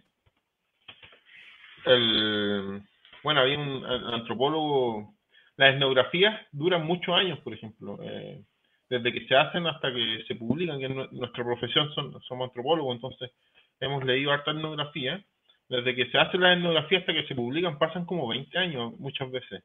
Y hay una muy famosa, la Tristes Trópicos de Lévi-Strauss, y él mismo dice, ha tenido que ocurrir el olvido para yo poder escribir. O sea, para escribir lo que me interesa escribir, digamos. Un poco Tristes Trópicos tiene esa paradoja todo el rato, quizás una paradoja un poco encubierta dentro del libro, pero por las muchas cosas que dice el libro, pero en verdad está todo en función de que algo se olvidó, ¿no? De que algo... Y después Mónica es parte de MUCAM, en verdad. Entonces, está el olvido y está el mal, ¿no? El mal archivo también, esta como obsesión enfermiza por registrarlo todo, que uno se enferma, en verdad, ¿no? Entonces, el olvido y el mal están en el archivo. O sea, el patrimonio no es un buenismo, digamos, ¿no? La investigación no es un buenismo, está lleno de enfermedades, está lleno de maldades, en verdad. Entonces, y eso queda muchas veces en el archivo, ¿no? Queda porque uno trabaja con una persona y no trabaja con otra, entonces hay también una selección que no sé si es de maldad, pero también a veces hay un olvido ahí, ¿no? Alguien se nos olvidó entrevistar a alguien, digamos, ¿no? Se nos olvidó considerar a alguien. Entonces eso define el archivo en su hay lapsus en el archivo y que también define al archivo, digamos. Entonces eso a veces uno lo olvida, uno lo pasa a llevar y pasa a llevar a personas también. Eso obviamente está ahí, está definido el archivo. Otros historiadores vienen y hablan de eso también, ¿no? Un poco lo que hace Pavés, que mencionó al comienzo Danilo. está la historia de esos lapsos, está la historia de esos males, está la historia de esas enfermedades.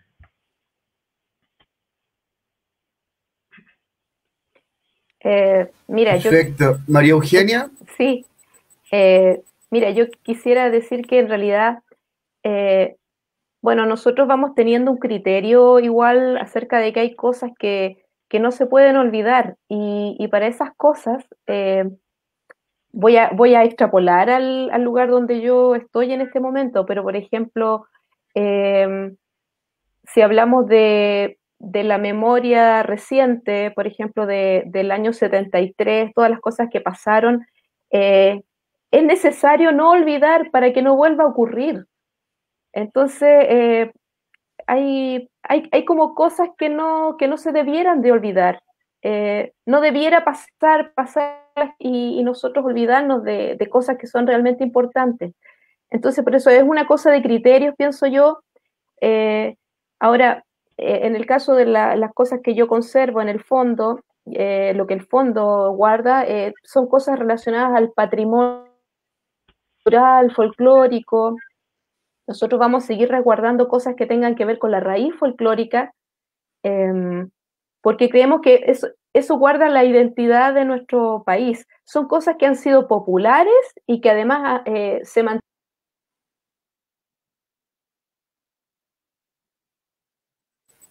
Uy, se nos cayó la María Eugenia.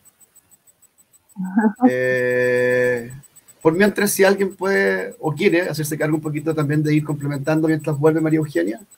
Carolina, Patricia, no sé si ustedes tienen algo que... Sí, bueno, sí, son preguntas relevantes que uno se hace también, ¿no? O sea, decir, bueno, todo esto, nosotros trabajamos con la subjetividad, digamos, forma parte de nuestro quehacer, ¿no? Entonces, y yo tomé, como dice el testimonio, pues te fuiste, María Eugenia.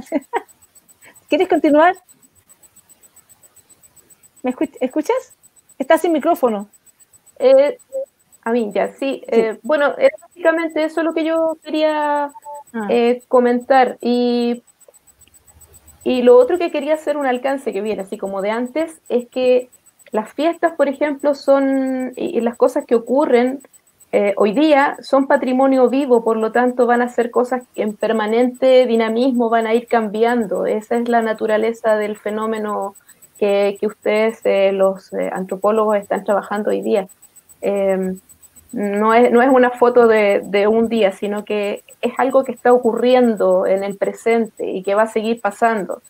Es algo dinámico, como no hay que tenerle miedo a que cambie, simplemente es así. Gracias. Gracias, María Eugenia. Yo agregaría, ¿sí? de lo que estaba comenzando a señalar, lo que hay que tener cuidado es el tema de la patrimonialización. Yo encuentro que hoy día es un peligro tremendo eso, que como que cualquier cosa pasa a ser patrimonio y hay que conservarlo y eso es un freno, incluso se podría decir hasta pasar a llevar, por decirlo lo menos posible, una falta de respeto incluso al tiempo presente, a lo que está viviendo la gente hoy, ¿no? Entonces, cuando se patrimonializa todo, hay también como recordar el cuento de Borges, ¿no? De esa memoria que está ahí, que todo es, que se recuerda todo y nada se olvida. Creo que el olvido está siempre presente, el olvido forma parte de nuestras defensas como seres humanos, que olvidamos. Queremos olvidar porque no queremos... eso es una doble, ¿no? Por un lado, olvidar... pero también está aquello de, como decía María Eugenia, no olvidar, tampoco no olvidar, porque eso que trae la memoria, que trae la historia, que trae eso del traspaso de uno a otro, que siempre ha sido así, ese traspaso, un traspaso de conocimiento, justamente para ir mejorando el buen vivir, ¿no? El vivir con otros, el poder vivir con otros. De eso, no es la memoria por la memoria, el patrimonio por el patrimonio, ¿no? Hay atrás un aprendizaje, hay un aprendizaje. Entonces sí, la patrimonialización es un peligro presente y que cada día está más fuerte. Con eso hay que tener mucho cuidado. Daniel, ¿quería decir algo cortito antes de pasar a Carolina? Sí, no, un poco sobre estos aspectos como febriles del archivo, o sea, de estos males de archivo. Dos cosas. Primero, también quién tiene que recordar y quién tiene que olvidar. Por ejemplo, si alguien fue torturado, le asesinaron a su familia, bueno, tiene que olvidar un tanto, digamos, porque si no, no sobrevive, no puede estar todo el rato en el discurso de sus dolores, digamos. Nosotros que las otras generaciones o gente que no vivió quizás ese horror, tiene el deber quizás de recordar, pero la gente que lo vivió tan directamente quizás tiene también la necesidad de olvidar un tanto, ¿no? Eso es como una paradoja de esto. Y lo otro es que el discurso también el discurso moderno del patrimonio nace de la destrucción de Europa, ¿no? Nace de la guerra, de la posguerra, digamos. Entonces, los mismos que destruyeron Europa son los mismos que promueven este discurso del patrimonio. Entonces es como bien paradójico. El discurso del patrimonio está en su base la destrucción. Parece que se escucha mal. ¿Se escucha bien? Sí, ya se escucha bien, ya. Eso. Sí. Bueno, pero eso, la base del discurso del patrimonio es la base de la destrucción de Europa, entonces, ¿no?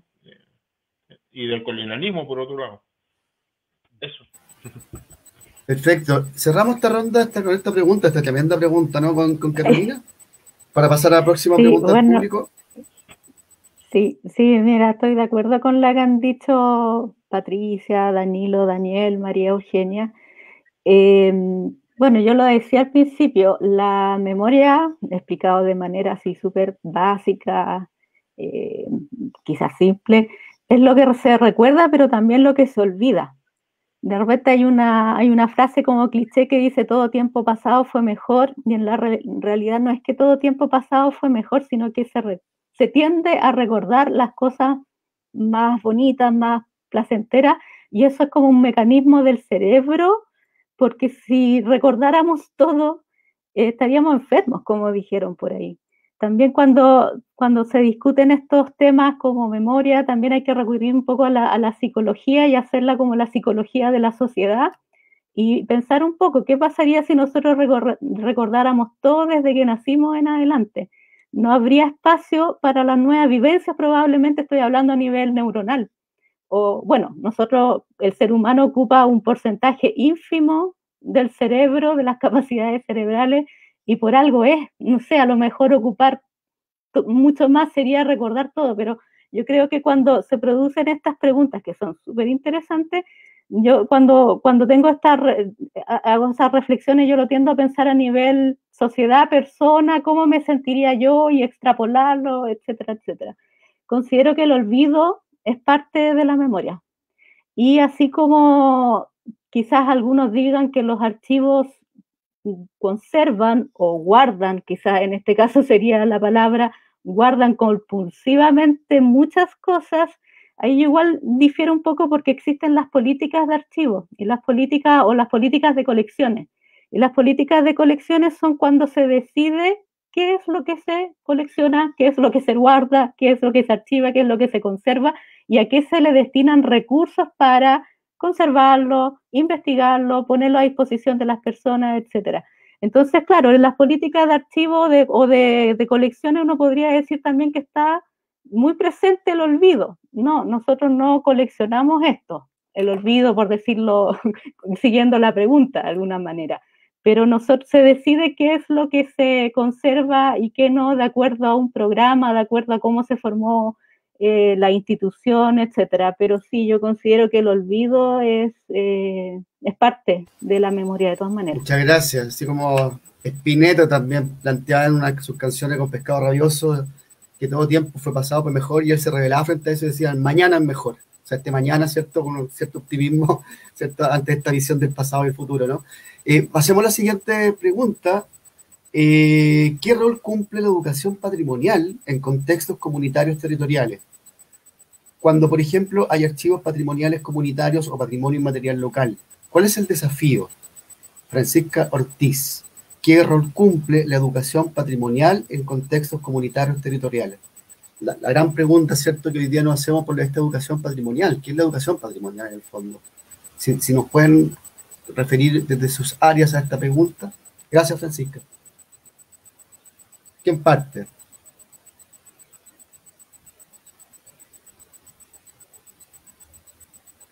¿Carolina? Ya, sí. No, me quería tomar de lo que decía Patricia, la patrimonialización y el peligro de la patrimonialización.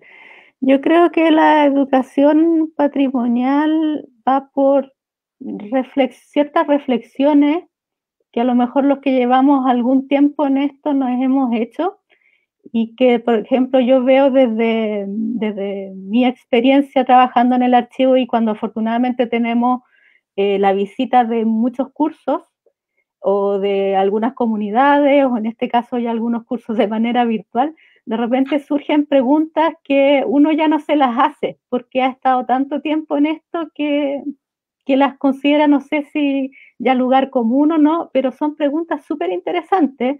Podrían parecer básicas, pero al final remueven un poco. De repente te hacen una pregunta que te deja descolocado. ¿Por qué ustedes hacen esto?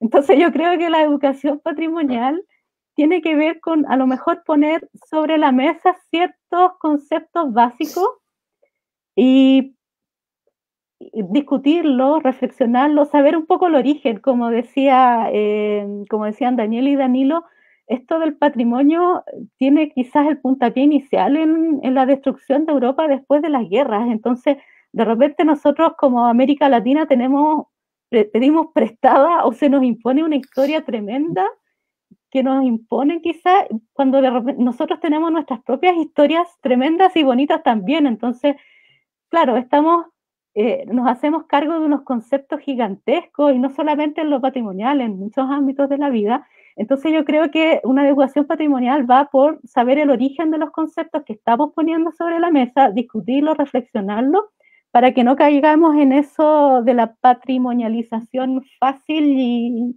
y a todo dar, como dice Patricio Díaz, que a lo mejor se puede convertir en algo sumamente peligroso. Yo creo que las preguntas inocentes, entre comillas, que hacen las personas que no trabajan normalmente en este tema, son un muy buen aterrizaje para nosotros que llevamos harto tiempo en este tema. Muchas gracias, Carolina. Mira, yo quería agregar la conversación con Carolina respecto a lo que ha dicho respecto a Latinoamérica, por ejemplo, ¿no? Nosotros, ahí asumo mi papel de culturera, ¿no? De culturera. Creo que es tremendamente relevante porque es un papel que no solamente lo tiene el área de la educación en tanto la institución educacional, la enseñanza media, el colegio, todo eso, sino que en general todos los que trabajamos en culturas, en especial aquellos dinamizadores sociales que están en las comunidades, ¿no? Que son líderes incluso de sus comunidades y que existe en forma natural también, que traspasa, ¿no? Esa identidad, digamos, ese conocimiento de la comunidad, lo traspasa de diferentes maneras. Les creo que eso sí hay que hacerlo y nosotros tenemos un camino tremendamente, digamos, grande de la memoria latinoamericana, de nuestro ser latinoamericano. Si bien esto, como decía Daniel, como si esto comenzó como reconstruir Europa, ¿no? Que tenía todos sus monumentos en el piso, también habría que recordar algo que también que fue muy positivo, que fue cuando André Malraux, a propósito de eso mismo, cuando Charles de Gaulle lo pone como ministro de la cultura, ¿no? Y lo que se preocupa ese poeta, porque el poeta estaba a cargo de la cultura, se preocupa justamente de la historia, de la sensibilidad, de la memoria, de quiénes somos, de la identidad del pueblo francés que estaba en el piso. O sea, más allá de las iglesias y de los monumentos en el piso, estaban en el piso la moral y el orgullo de ese país de Napoleón Bonaparte, ¿no? Que había sido liberados por estos brutos americanos que entraron por el Arco de Triunfo marcando chicle, ¿no? Entonces, ¿qué hace este poeta? Justamente entrar a trabajar con las comunidades para recuperar su identidad, ¿no? Para su memoria de quiénes somos, o sea, quiénes somos, ahí empiezan las casas de cultura. Entonces, eso tenemos que nosotros hacerlo con Latinoamérica, en que tenemos que, toda nuestra historia, nuestros haceres, el que somos lo que somos, de dónde venimos, todo eso que tenemos que empezar a trabajar en ello. Entonces, eso es un trabajo, un desafío culturero y un desafío educacional. Hola, yo podría hacer una acotación. Mira, el tema del patrimonio en las comunidades yo creo que es súper importante porque uno a veces dice, no, es que el pueblo, qué sé yo, esa comunidad tiene creencias, supersticiones, no sé, sus costumbres, no son costumbres nomás, pero esas costumbres, por ejemplo, pueden salvar vidas. Por ejemplo, sin ir más lejos, ahora en este tiempo de pandemia, en el norte del país hubo una baja en los productos alimenticios y las comunidades, como ellos saben cultivar y qué sé yo, estaban preparadas y empezaron a cultivar con tiempo y tenían, gracias a esos conocimientos ancestrales, tenían un abastecimiento como para poder surtir a la comunidad en general, a pesar de que no tenían los víveres o insumos que le llegan habitualmente por las carreteras. Entonces, estos conocimientos ancestrales también forman parte de ese patrimonio. Son saberes patrimoniales. ¿eh? Y también voy a ir hacia atrás en el tiempo. Cuando pasó el terremoto del 29F, 27F, mucha gente que conocía en el sur las leyendas de los maremotos que habían ocurrido por el tema, la leyenda de Tren Tren y Kaikai Vilú, ¿cierto? Donde la serpiente del agua levanta y qué sé yo, inunda la tierra y Tren Tren, la serpiente de la tierra, levanta los cerros. Entonces, ellos con su experiencia y su memoria dijeron no, o sea, no tenían información, pero fueron capaces de recordar. Y tenemos que arrancar a los cerros y muchas de esas personas se salvaron. Entonces, estos conocimientos ancestrales es necesario guardarlos porque nos pueden ser útiles en algún momento. Quizá, por ejemplo, un día se cae toda esta internet, toda la conectividad y tenemos que saber cómo sobrevivir. Tenemos que saber cómo encontrar agua, cómo quizá crear animales. Hay cosas que es bueno saberlas, a pesar de que hoy día no nos hacen falta. A pesar de que hoy día quizás pensemos que no necesitamos saber eso, que es costumbres nomás de la gente, nos puede ser útil en un futuro.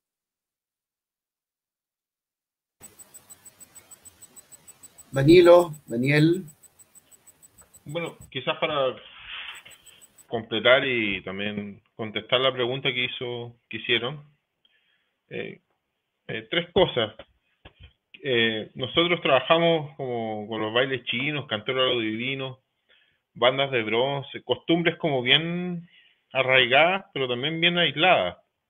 Entonces tenemos una experiencia como bien que cuestiona harto este concepto de educación patrimonial. Son como dos conceptos contrarios, digamos. De alguna forma uno podría decir que el patrimonio ha sobrevivido gracias a que nunca ha estado en la escuela, por ejemplo.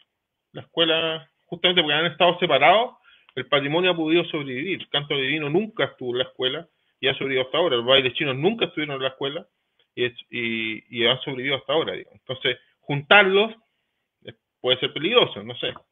Uno podría hacer ese cuestionamiento, ¿no? Las bandas de bronce, ahora he estado hablando harto con un músico que quiera hacer pedagogía de esto, nunca ha estado en la escuela, ¿no? Entonces, son cosas que han estado como separadas y unirlas hay que tener mucho cuidado, digamos, ¿no? Porque eso por un lado. Otro lado es, cuando tú te acercas a las comunidades, tienes que transformar tu lenguaje. Ya no es tu lenguaje institucional, ni lenguaje académico, y entonces los documentos que uno va haciendo, los documentos que uno va haciendo, las obras que uno va haciendo, tiene que transformar su lenguaje a algo accesible a las comunidades. Nosotros, y eso va de la mano con otra cosa que nosotros hacemos, que un concepto que no está en las políticas de patrimonio tan claro, ahora quizá un poco más, que es el de restitución, ¿no? Siempre está el de conservación, el de preservación, pero no está el de restitución, o sea, devolver las cosas a las comunidades y que las propias comunidades tengan su propio archivo, su familia tenga su propio archivo en su casa, no en un lugar lejano, digamos. Entonces, ojalá podamos avanzar en eso, pero nosotros devolvemos mucho a las cosas. Bueno, Cristian, tuvimos ahí la experiencia del libro Los bailes chinos, que era muy difícil llevarlo porque pesaba, era muy grande, lo dejamos en cada casa, digamos. De los bailes chinos nos demoramos mucho, andábamos por los cerros una camioneta con libros, como medio muy raro realmente. Y con Danilo también hemos devuelto muchas de los libros, de las cintas, de los CD en las mismas comunidades, a veces en las mismas escuelitas de las comunidades. Entonces, yo creo que por ahí va nuestro camino, por lo menos el de MUCAM, es de crear un lenguaje que sea más accesible. Cuesta, no es tan difícil, es difícil, digamos, y el otro es restituir todo el material, ojalá el material que en los campos, digamos. Yo quería agregar algo, sí, en términos de conversación, y puedo producir ahora tal vez un debate, pero yo creo que la cultura viva tiene que ver con justamente que dialogue todo eso, ¿no? Que tiene que dialogar lo que existe, tal vez en ese lugar secreto, que puede ser incluso un espacio muy interesante de estudiar y tal, y que continúe como jardín secreto. Creo que también eso podría ser cuestionable también, ¿no? O sea, cómo hacerlo. Me refiero, por ejemplo, en el caso de lo que ustedes mencionaban, de los payadores, que por suerte que existen, que nunca ha estado en la escuela. Bueno, pero tenemos vivo, creo yo, y ahí hablo como cultura, creo yo que está vivo porque ha habido movimientos e instancias, incluso en la ciudad, en la cual se ha conocido, hoy día está vivísimo justamente la paya, ¿no? Y el canto de improviso y todo eso, porque han habido encuentros. Yo me acuerdo que me tocó organizar junto con Camilo Rojas, y que en paz descanse, al igual que Jelko Kromich, el encuentro de payadores que hicimos durante 20 años, que comenzamos en los 90. Ese encuentro que partió tan humildemente, que era para encontrarse entre payadores de todo Chile, y durante un mes, y compartieran, fue un suceso, y con eso se abrió ahí, incluso debutó Manuel Sánchez, varios que iban para allá, que conversaban, que se conocían, un público que quedaba fuera. Entonces, eso que pasó allí, creo que fue, de alguna manera, junto con otros encuentros, creo que fortalece el que esté vivo, eso que está tan valioso, que es tan importante, que es incluso el relato, que pasa a ser incluso historiográfico, un documento historiográfico, lo que relatan los payadores desde la improvisación. Entonces yo creo que si está vivo también es porque ocurren esas cosas, como cuando se conoce algo a través de justamente el trabajo de los documentalistas y puede aparecer, no sé, en la televisión, ¿no? Entonces creo que la cultura viva cruza todo. La cosa está en no querer la patrimonialización, como decíamos hace un rato, ¿no? Bueno, desgraciadamente nos queda tiempo, un mínimo tiempo para una última pregunta, a ver si tenemos alguna última pregunta, consulta, y aquí les pido, porfa, ser súper puntuales con la respuesta. A ver, veamos la pregunta, si es que tenemos alguna última pregunta.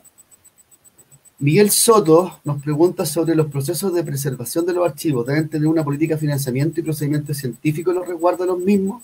Claro, aquí es un tema más dirigido, más técnico a los archivos, ¿cierto? Políticas de financiamiento y procedimientos científicos. ¿Qué nos pueden decir especialmente María Eugenia y Carolina con respecto a este tema? Gracias, Miguel. Sí, bueno, empiezo yo. Sí, de todas maneras, desde la Biblioteca Nacional se hacen trabajos de conservación hace ya bastante tiempo, por lo tanto significa que tienen financiamiento porque son parte de las funciones. Están los trabajos de conservación desde el papel, que podría ser como lo más básico y los documentos mayoritarios, y afortunadamente en el último tiempo se ha avanzado a la conservación ya digital y otro tipo de preservación de documentos. Nosotros como archivo teníamos en los años finales de los 90, principios de los 2000, se hacían proyectos específicos con ingenieros de sonido que trabajaban en el archivo, pero ya últimamente la biblioteca tiene una sección dedicada a la digitalización de audio y audiovisual y digitalización de papel, por cierto. Y claro, por supuesto que con parámetros científicos o con ciertos parámetros que ya son internacionales con respecto a la conservación material de los documentos, pero también con respecto a la digitalización para que el documento de archivo también sea de calidad. Tiene que ver con ciertos parámetros de en qué formato se guardan y cuáles son las técnicas de captura, etcétera, etcétera. Pero sí se trabaja. En la Biblioteca Nacional hay financiamiento y hay parámetros ya internacionales, por decirlo de alguna forma. María Eugenia, el detalle. Ya, mira, sí, nosotros también en el archivo tenemos, en principio, en el año 98 se partió haciendo trabajos de preservación y, digamos, a lo que viene la pregunta, con financiamiento al cual se postulaba en proyectos. No había un fondo de la universidad, sino que se postulaba en proyectos y así se hacía digitalización, el traspaso de las cintas que yo comentaba, de las cintas RIL a formatos digitales, obviamente que por especialistas también. Al año recién pasado, ¿cierto? Gracias al programa Chile Celebra también se hizo una importante sistematización de todo el archivo, digitalización y todo esto con los procedimientos científicos adecuados, tratamiento, en fin, de las cosas. Y bueno, este año también trabajamos en la digitalización, entonces eso fue con financiamiento de la universidad. Pero siempre es necesario tener ese financiamiento para poder realizar de la mejor forma posible el resguardo de estos documentos y poder conservarlos también en soportes que sean más amigables para poder compartirlos. Eso. Muchas gracias. Para ser democráticos con la mesa, ¿cierto?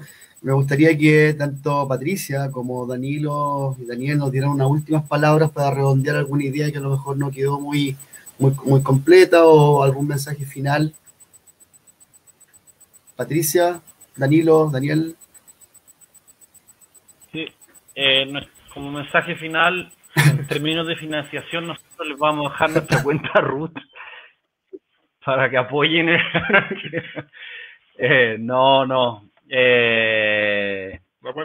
Claro, para los archivos independientes es un poco distinta la situación no hay estabilidad, digamos, eso es principalmente el asunto. Nosotros funcionamos con no hay AFP.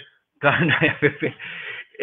Nosotros funcionamos con fondos concursables hace 10 años más.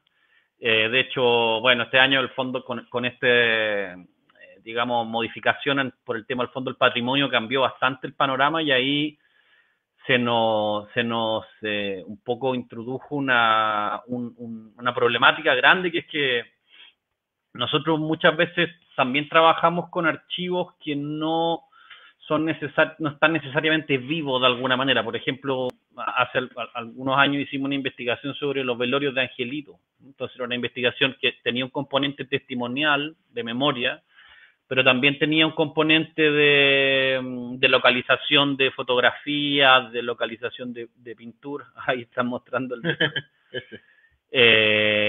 y como hoy en día la política cultural con respecto al patrimonio tiene que ver mucho con participación, sobre todo esta ley que he puesto en la participación, es difícil trabajar estos archivos, en este caso este archivo de lo mortuorio, inscribirlo en la participación, digamos, a menos que hagamos espiritismo, cosas como que nos vayamos por un lado más esotérico. Entonces es difícil, pero a la vez tenemos más libertades también, pues nosotros no tenemos que responder a jefe, acá está mi jefe.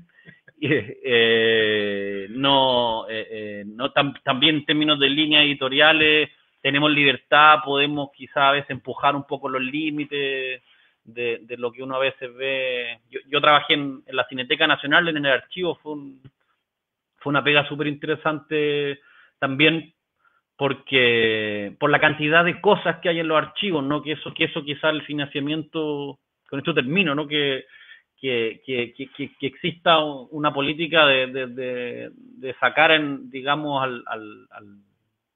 de abrir los archivos. A nosotros nos ha pasado mucho que nos hemos topado con muchas restricciones, digamos, de los arcontes, ¿no? De las personas que son las personas que resguardan los archivos, y hemos tenido como que utilizar otras técnicas para acceder a esos documentos, ¿no? Entonces también nos genera un problema, porque nosotros, por ejemplo, en nuestros archivos, los archivos del MAL de MUGAM, tenemos muchos datos que si hiciéramos un leak, digamos, ¿cómo se dice? No podemos, entraríamos en temas legales si es que los pusiéramos a la luz, digamos, al público. Entonces, bueno, pero ahora, digamos, como está cambiando todo, ahora cada persona es un archivo, ¿no? Cada persona es una galería, es un museo. Lo estamos viendo en internet, la proliferación de archivos personales, eso va a cambiar todo el panorama, sobre todo yo creo que para los archivos más institucionales. Gracias. Perfecto, muchas gracias. Patricia, nos queda un minutito. Un minuto. No, bueno, entonces yo voy a hacer un llamado, justamente yo creo que las autoridades sobre todo, en que tienen que aumentar efectivamente el financiamiento, sobre todo para los proyectos concursales y para las instituciones. Es que realmente es paupérrimo, ¿no? No puede ser, por ejemplo, que para investigación musical, poniéndome donde estoy en mi campo de acción, haya, qué sé yo, 80 millones de pesos para cuando llegan proyectos de todo Chile maravillosos. He sido evaluadora y es una pena que uno tiene proyectos con 100 puntos y unos 30 proyectos y te alcanza para financiar 9. Eso no puede ser, y esto es tremendamente relevante, así que obviamente que los gobiernos, el Estado, aunque tiene que hacerse cargo de que haya más, tanto para las instituciones vigentes que están haciendo un gran papel, un gran rol cumplen, la gente que hay es gente maravillosa, y tiene que haber más presupuesto, y también para todos los otros, los civiles que andamos por afuera detrás de los proyectos concursales, que haya más fondos a repartir. Bueno, dicho y esto, cuando falta un minuto para el mediodía, para ser también respetuoso con el horario, bueno, antes que todo les quiero agradecer, María Eugenia, Carolina, Patricia, Danilo, Daniel, ha sido una experiencia fantástica de discusión, de conversación, de diálogo, que yo creo que genera más preguntas que respuestas, ¿no? Y eso yo creo que es lo más interesante también. Así que le agradecemos mucho desde el Ministerio de la Cultura, las Artes y el Patrimonio, la Corporación Tiene el Video. Estamos muy contentos con esta jornada y los queremos dejar invitados a ustedes y al público para nuestra próxima mesa y última del año, que es el 5 de noviembre. ¿Ya? Así que muchas gracias. Nos estamos viendo. Muchas gracias. Gracias a ustedes. Chao, chao. Chao, chao. María Eugenia, un gusto. Gracias. Chao. Chao, chao.